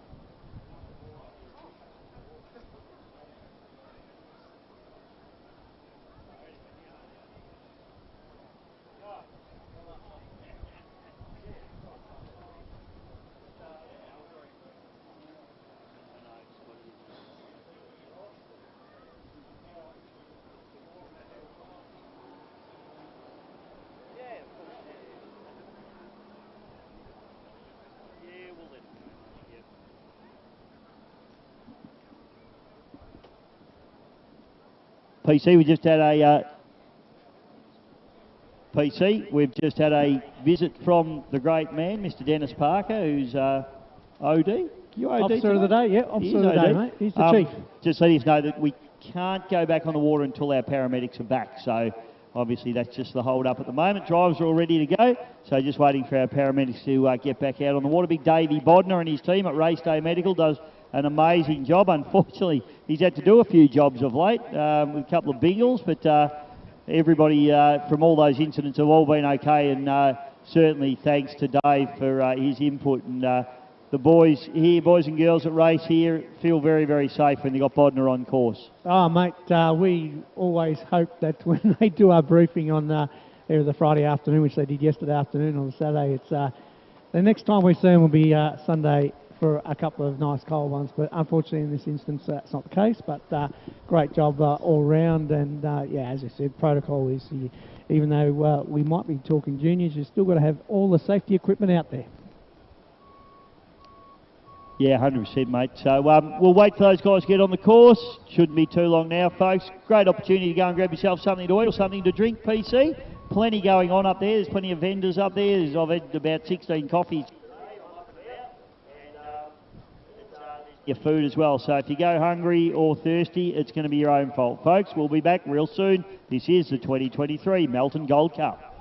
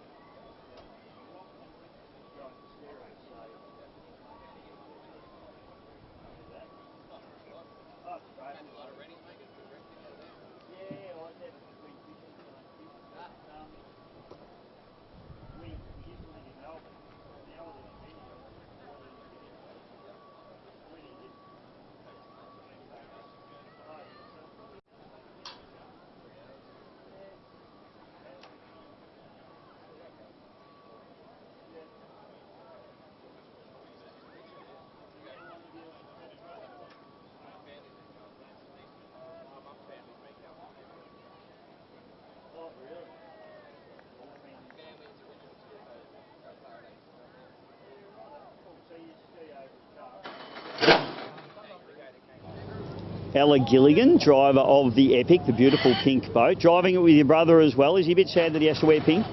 He is a little bit. He's a bit annoyed about the name now. It's She's Epic. Now, you've been running this boat. How long have you been running this boat? Tell me about your program up to this point. I've done 2 and a bit years, so 2 seasons. This is my 3rd. Yeah. And tell me a little bit about these boats and the category that you race in. It's Formula Future. It's 15 horsepower. Yeah, it's good racing. And you got lots of all your friends, all your kids get together, don't you? It's pretty good like that. Yeah, just a big group of kids. So what's the plan for this weekend? You've raced at Melton before? No, I haven't. What do you expect? You've had a look at the track. Have you been out yet? Nah. Yeah, it doesn't look too bad, so hope it stays good. All right, Ella. Well, you don't get to race your brother because you're both driving the same boat, right? Yes, yeah. Was that designed by your parents so there's no family fights? No, I just don't have another boat yet. All right, mate. We'll keep the McDonald's job going and hopefully you can afford one of your own. Yep. All right. Good luck, Ella. Thank you. Thanks, mate. Good job.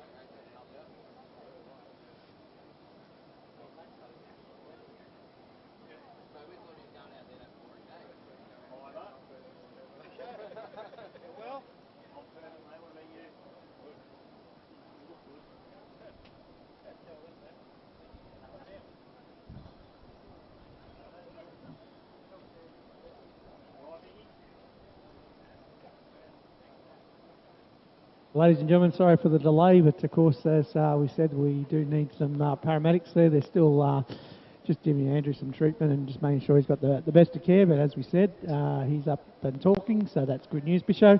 Got some interesting racing coming up across Victoria in the coming months, indeed, and the one we love going to, mate, Lake Charm.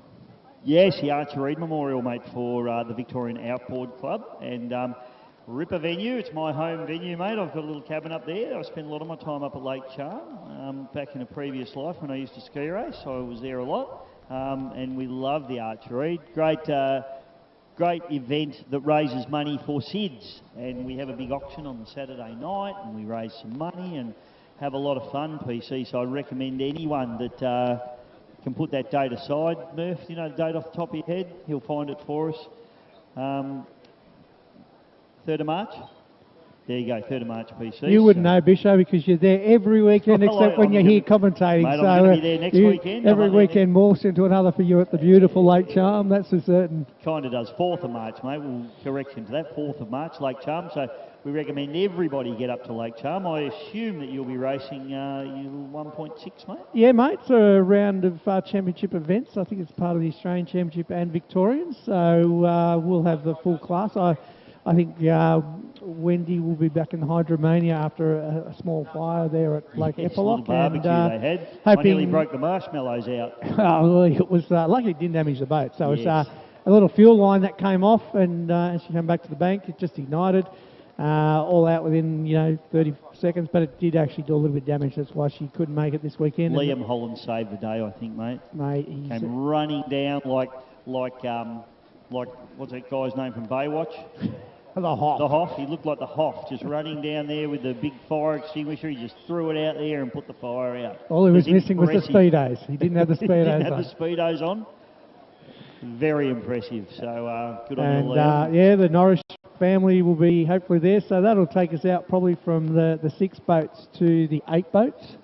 Yep. Which is fantastic. And Brad this morning just showed me a little sneak peek of something that might have been imported from overseas this morning. Well, mate, I had an interview with Brad this morning, and he spilt the beans. He spilt the beans. Yes. Good one. So beans are spilt, and that's going to be very exciting to see that boat on the water. I don't know that it'll be at Lake Charm. No, it won't be just yet. There's a little bit of work to do. But the good news is they don't need to paint it. It came in yellow. Oh, perfect. I don't have to paint it. Fantastic. So another bloody yellow hydroplane. That's going to confuse the issue, isn't it? It will, mate. But yeah, the Archer Reid, great cause, and we always love the auction at night time. It's very, very family orientated event, that one. Beautiful banks. Kids can go for a swim. You get to see all the classes. Everybody's represented there. Very much. Inboards, outboards are run by the Outboard Club as well, so Victorian Outboard Club present that one beautifully to the crowd. Yeah, they do a great job, the Vic Outboard Club. It's a small club, and just very passionate people in the Outboard Club, and they punch well above their weight, PC, in my opinion.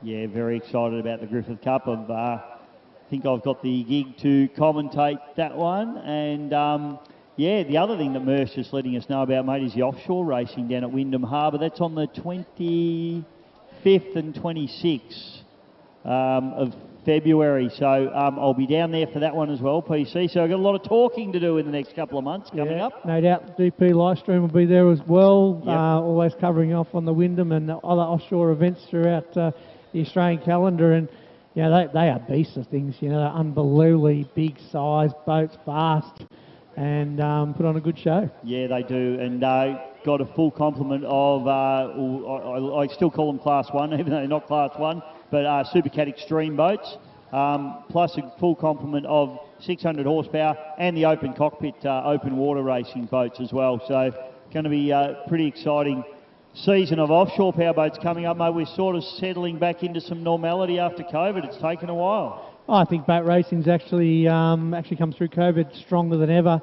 Not sure if it just meant people had more savings and time to put their time and effort into the boats, but just pre-COVID, it's a bit of a dwindle off, and then you see the numbers at Raymond Terrace a couple of weeks ago.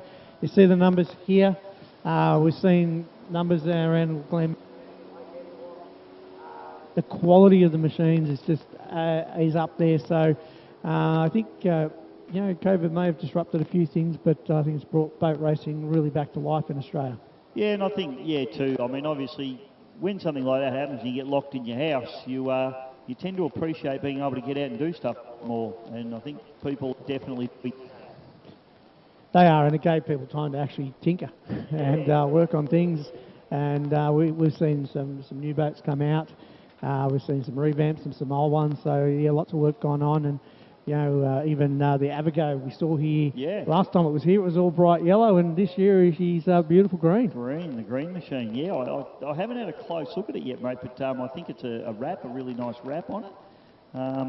Saw Hayden Everett, speaking of wraps. Good afternoon, Hayden. Good to see you in the crowd too. Rapid Concepts, who has wrapped many a boat out here that's racing at the moment, and a lot of ski racing boats. Well, nearly all the ski race boats now. He's done just about every one of them. So good to see young Hayden out and about and enjoying some boat racing today instead of working like he normally does. Boats that I think we'll see coming out, PC, are going to be Last Chance, Radical Racing, Reckless and Tough Enough. They're the 25 horsepower boats for the next event, and won't be too far off now, mate. So we'll take a break. For those of you watching the live streaming, I hope you're enjoying the interviews that we did this morning, and we might jump into a few more interviews just while we're waiting for our paramedics to get back out on course. This is the 2023 Melton Gold Cup.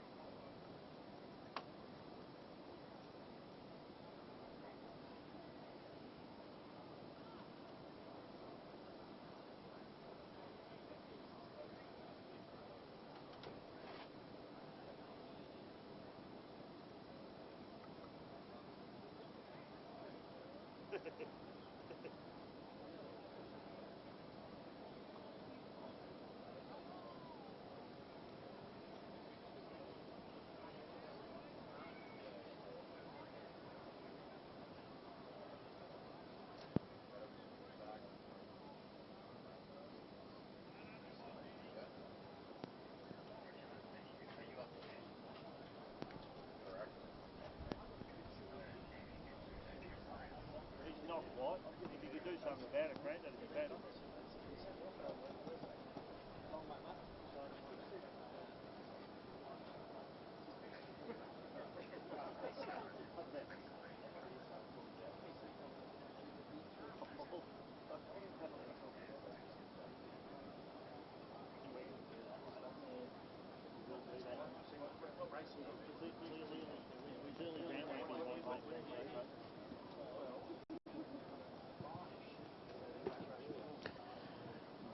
So Grant's not going to go anywhere. He just comes in. He just likes to have a chat to people. But I did speak to Grant Harrison yesterday afternoon, and Melton Toyota are a proud sponsor. And we're in the middle of running the Keith Harrison Trophy, mate. We've run 2 heats in. Very prestigious trophy. Your family have been here with the club since the early 60s and really built through. You've turned yourself into a hydroplane driver, but you did start out in a displacement. Yeah, that's right. That's right, PC. One of my first loves was displacements, and we ran a little 15-foot 6 Stevens tunnel runner.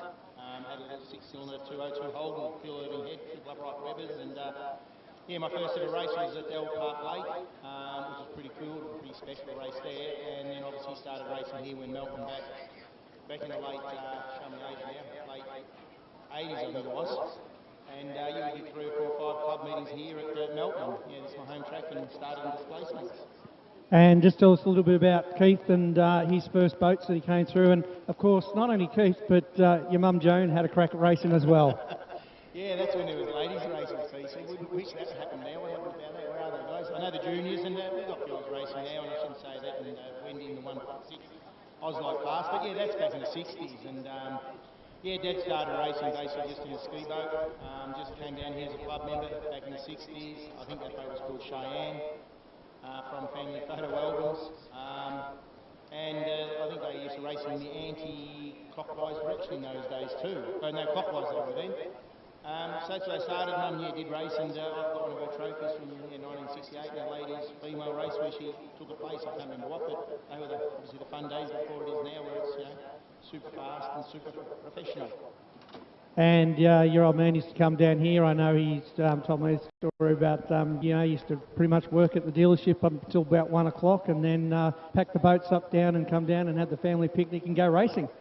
Geez, that was back in the late 80s. He was doing that. I'd go and try and sell cars in the morning and had the little boat in the back shed and we'd pack it up and we wouldn't get down here till like lunchtime and had your first race at 2 o'clock in the afternoon and we're all done by 5 o'clock and we probably raced 20 or 25 races in 3 hours in an afternoon. But different time, different year, and things change on. But you're right, back in the days, the guys in those days raced every single weekend. They'd go from here to Glenmaggie, to Hamilton, to Glenmaggie, to Horsham, to all sorts of places, the West Coast, Geelong, and I used to sit in the back of the cars and follow the old man around. And of course, your old man won the EC Griffith Cup in the wrap.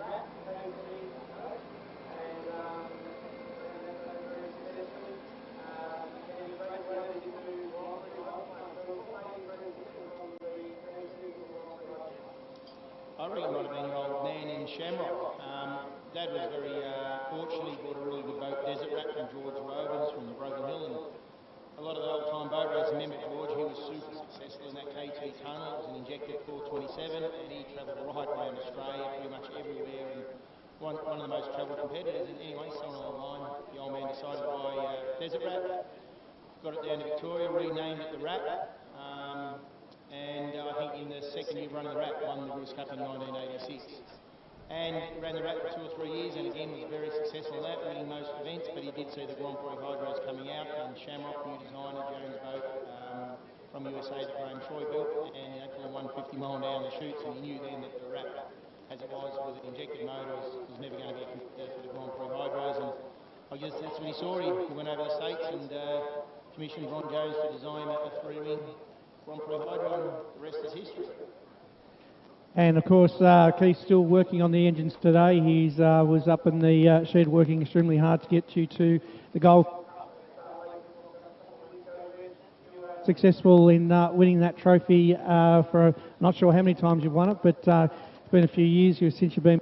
And Keith is still a very integral part of the team and the engine building program. And hopefully he's here tomorrow having some lunch, watching over a great day's racing. Yeah, absolutely. I couldn't do it without the part of the PC. I guess everyone knows that. I mean, I might be able to drive the boat a little bit here and there, but that's only part of it. You've got to have a team behind you. Guys that work, late at night in cold winter weather. Guys that design your motors, put your motors together, design the setup of the boat, etc., etc. So there's a whole bunch of people behind the driver out there on race day, which the fans here are seeing the drivers, but they probably get the easy bit, the driver. It's the people building it, and I've been lucky. The old man's been doing it for me ever since I started racing that little 6-cylinder Holden back in 1987. I think it was my first race. And yeah, today we've got the big supercharged motors, and fortunately, he puts them together for me, and they've been really, really reliable over the last number of years. Just the last couple, we've had a couple of small hiccups, which have been disappointing, but we're still out there, we're still trying, and we'll try again. And fortunately, the other weekend we were successful, and we'll try again in the future. And you'll go from pretty much 160 mile an hour for us to about 95 to 98 mile an hour today, Grant, in the Melton Toyota 100.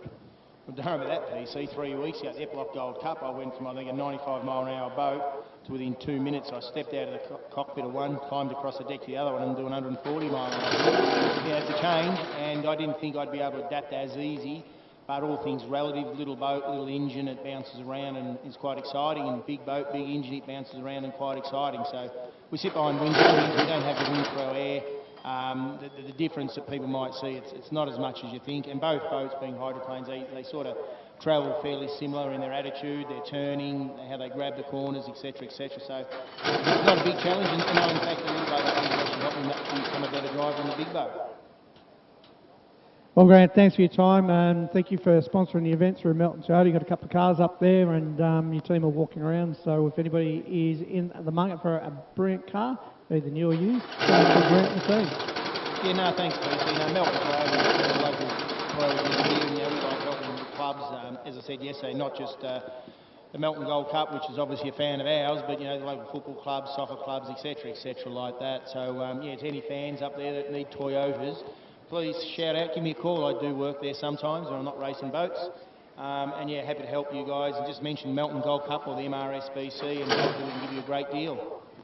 Thanks again, Grant, and appreciate it. And shout out to all our other sponsors. If you also want to come down and have a chat to either myself or the great man David Bishop, come on down and share your story around what your passion is for the Melton Runabout Speedboat Club and the Melton Gold Cup. We're more than happy to talk to you about your products and the time and efforts and cash you put into what a great event this is.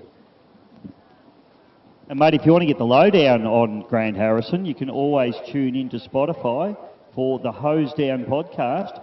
I had a ripper chat with Grant and learned more than I needed to know about him. So you can too if you want. So jump on board and have a listen. I think you'll find it very interesting. He's got a good story and nearly killed himself a few times in these boats too, mate. So he's got a bit of heart about him. Well, I did leave out a little bit about the Spellbound that's on the wall in the shed that's missing a sponson, and another one that's maybe got 2 sponsons missing, but it's been rebuilt currently as we speak. So mate, 10 times EC Griffith Cup between Keith and Grant, and 2 times UIM World Grand Prix champions. You're going to do a little bit of damage every now and again, aren't you? Oh, it's commitment to it though, isn't it? You know, like as I say, Grant's had some extra big crashes and certainly injured himself pretty badly, but he's never walked away from the sport. So it's an absolute credit to him and of course the whole team.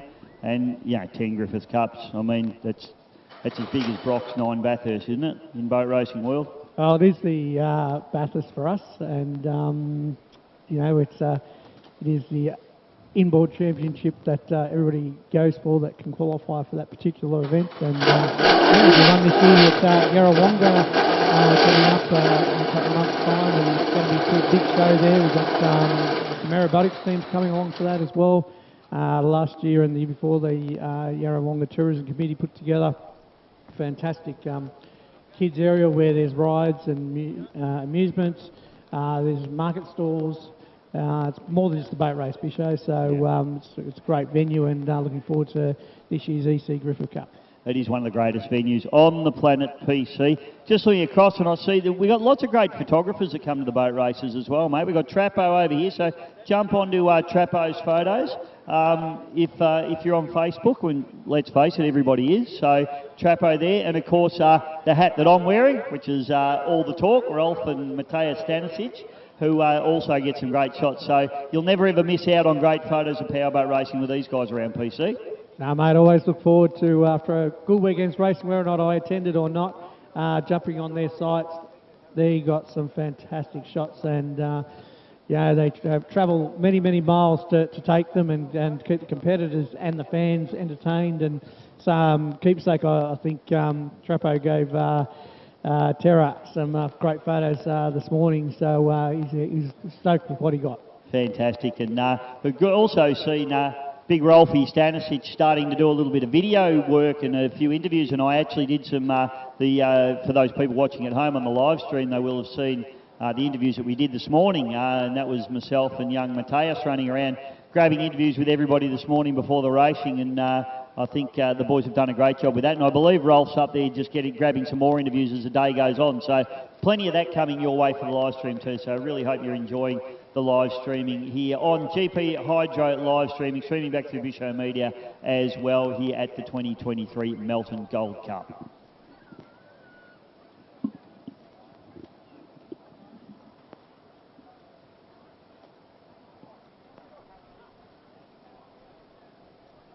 Always a pleasure to roll into this.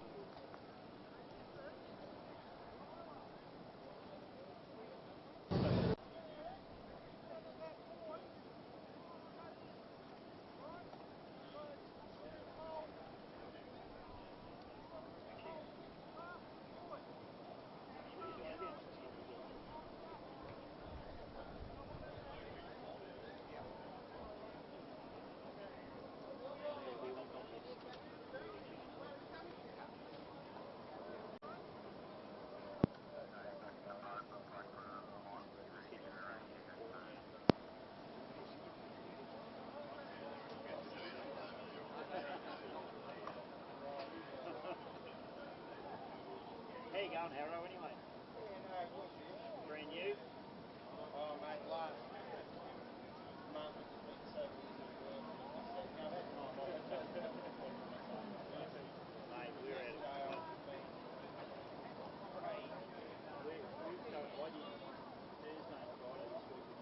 3 cars. Yeah. I've been busy drive.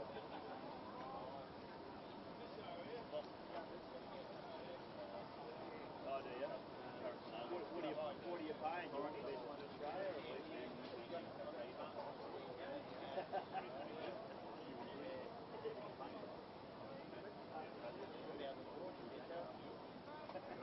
you could afford me, mate, trust me. Then you have cancer, you. I took a big pay cut to do that. Why I don't know. Anyway, so now everybody will go one race. And mate, to be honest, you know, that's nice to have some these ones got to get out. I appreciate it. No, it's not bad. Don't get me wrong, it's not bad. It's funny, I said when I was doing the deal. So, ladies and gentlemen, just an update there from Dennis Parker, the officer of the day. Looks like all that transition for Andrew has been completed, and some incident reports. So we will be back on the water very shortly. Due to the delay, we're having a look at combining a few heats of the Harrison. So now we'll be back from 5 to 4. So we still won't miss out on the action. We just will be combining up a few more so to get the action rolling for you. So it won't be much longer now, but the good news is as we have communicated, Andrew is up talking. He's a little bit sore, as you'd imagine, a accident at the speed they're doing at the very end of the straightaway. It's tended to have a bit of impact, but the good news is there, he's talking, and he will just be taken to the local hospital just for some observations, and but at this stage all is looking very positive there. And on another positive, yeah, the paramedics are all about to return to the water, and we should be all back in action very soon, so that's good news all around. And do thank everybody, big crowd in Melton here on a Saturday afternoon for your patience. Unfortunately, these things happen. We just need to follow the protocol. Hopefully this afternoon we see some really good clean racing with no further incidents.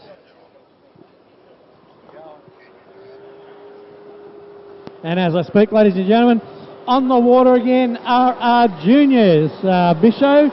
So Bisho's there just talking to the crowd, and we've got the juniors back on, mate.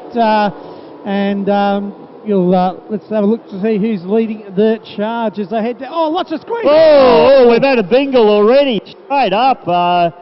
Bugger, we've... Drivers out there, Bisho, so... Yeah, that looks like... Was that Fat Chance, mate? I think that might have been... Didn't see, and this is why we needed to wait for some paramedics. Lucky bride, gee, not having a good day here, PC, at the moment. We've hopefully young fella's all right. They just clipped each other, Bisho, though I'm not sure the red lights are now on the track. And it ended up being a little bit of an innocuous rollover in the end, didn't it? Mate, just a roll, but you just got to be careful there. And he's out. The kids are taught to lie in the water like that, mate. That's he's doing exactly what they're taught to do. Yeah, so we talked about the adults doing cell tests. The juniors actually do something similar. Yep. Not all the way in the cell like they are, but they're actually taught that if their craft does roll over like it has just done then, they've got some really good training and guidance on that as well as part of the protocol. And as you saw, get straight into the position that you need to be in for safety's sake. Sorry, moving his arms around there before, so that's good news. But yeah, that's why you've got to wait for the paramedics. I'd tell you what, mate, he still had his foot into the throttle when the boat was nearly upside down. You can see the propeller throwing water up. So I think, and I'll try and confirm that, I think that's Fat Chance that might have gone over there. But two boats came together, mate. So yeah, and just again for the crowd's it is Fat Chance, so yeah, it'll be... it is 100% protocol, that no matter how well you are, you have to go into the stretcher. Yeah. There's no, I'm all right, she'll be right, and all the rest of it. So just because the stretcher is being used, it doesn't mean too much. It just means that that is 100% protocol within the APBA and their safety guidelines. So We'll have another delay. Bisho. Gee, we're struggling a bit, PC. I know that Lockie and Riley Bride were both entered for that boat. I'm not sure which one was actually driving. Hopefully one of the Mickey Tarano might be able to send me a message, or one of the guys down there let me know who it was. Riley? Okay, so it was Riley Bride in the fat chance. So Riley's done the right thing there. She's laying on her back and they're stretching her out. So, mate, I think she'll be fine. It was, as I say, it was a low-speed rollover in the end, but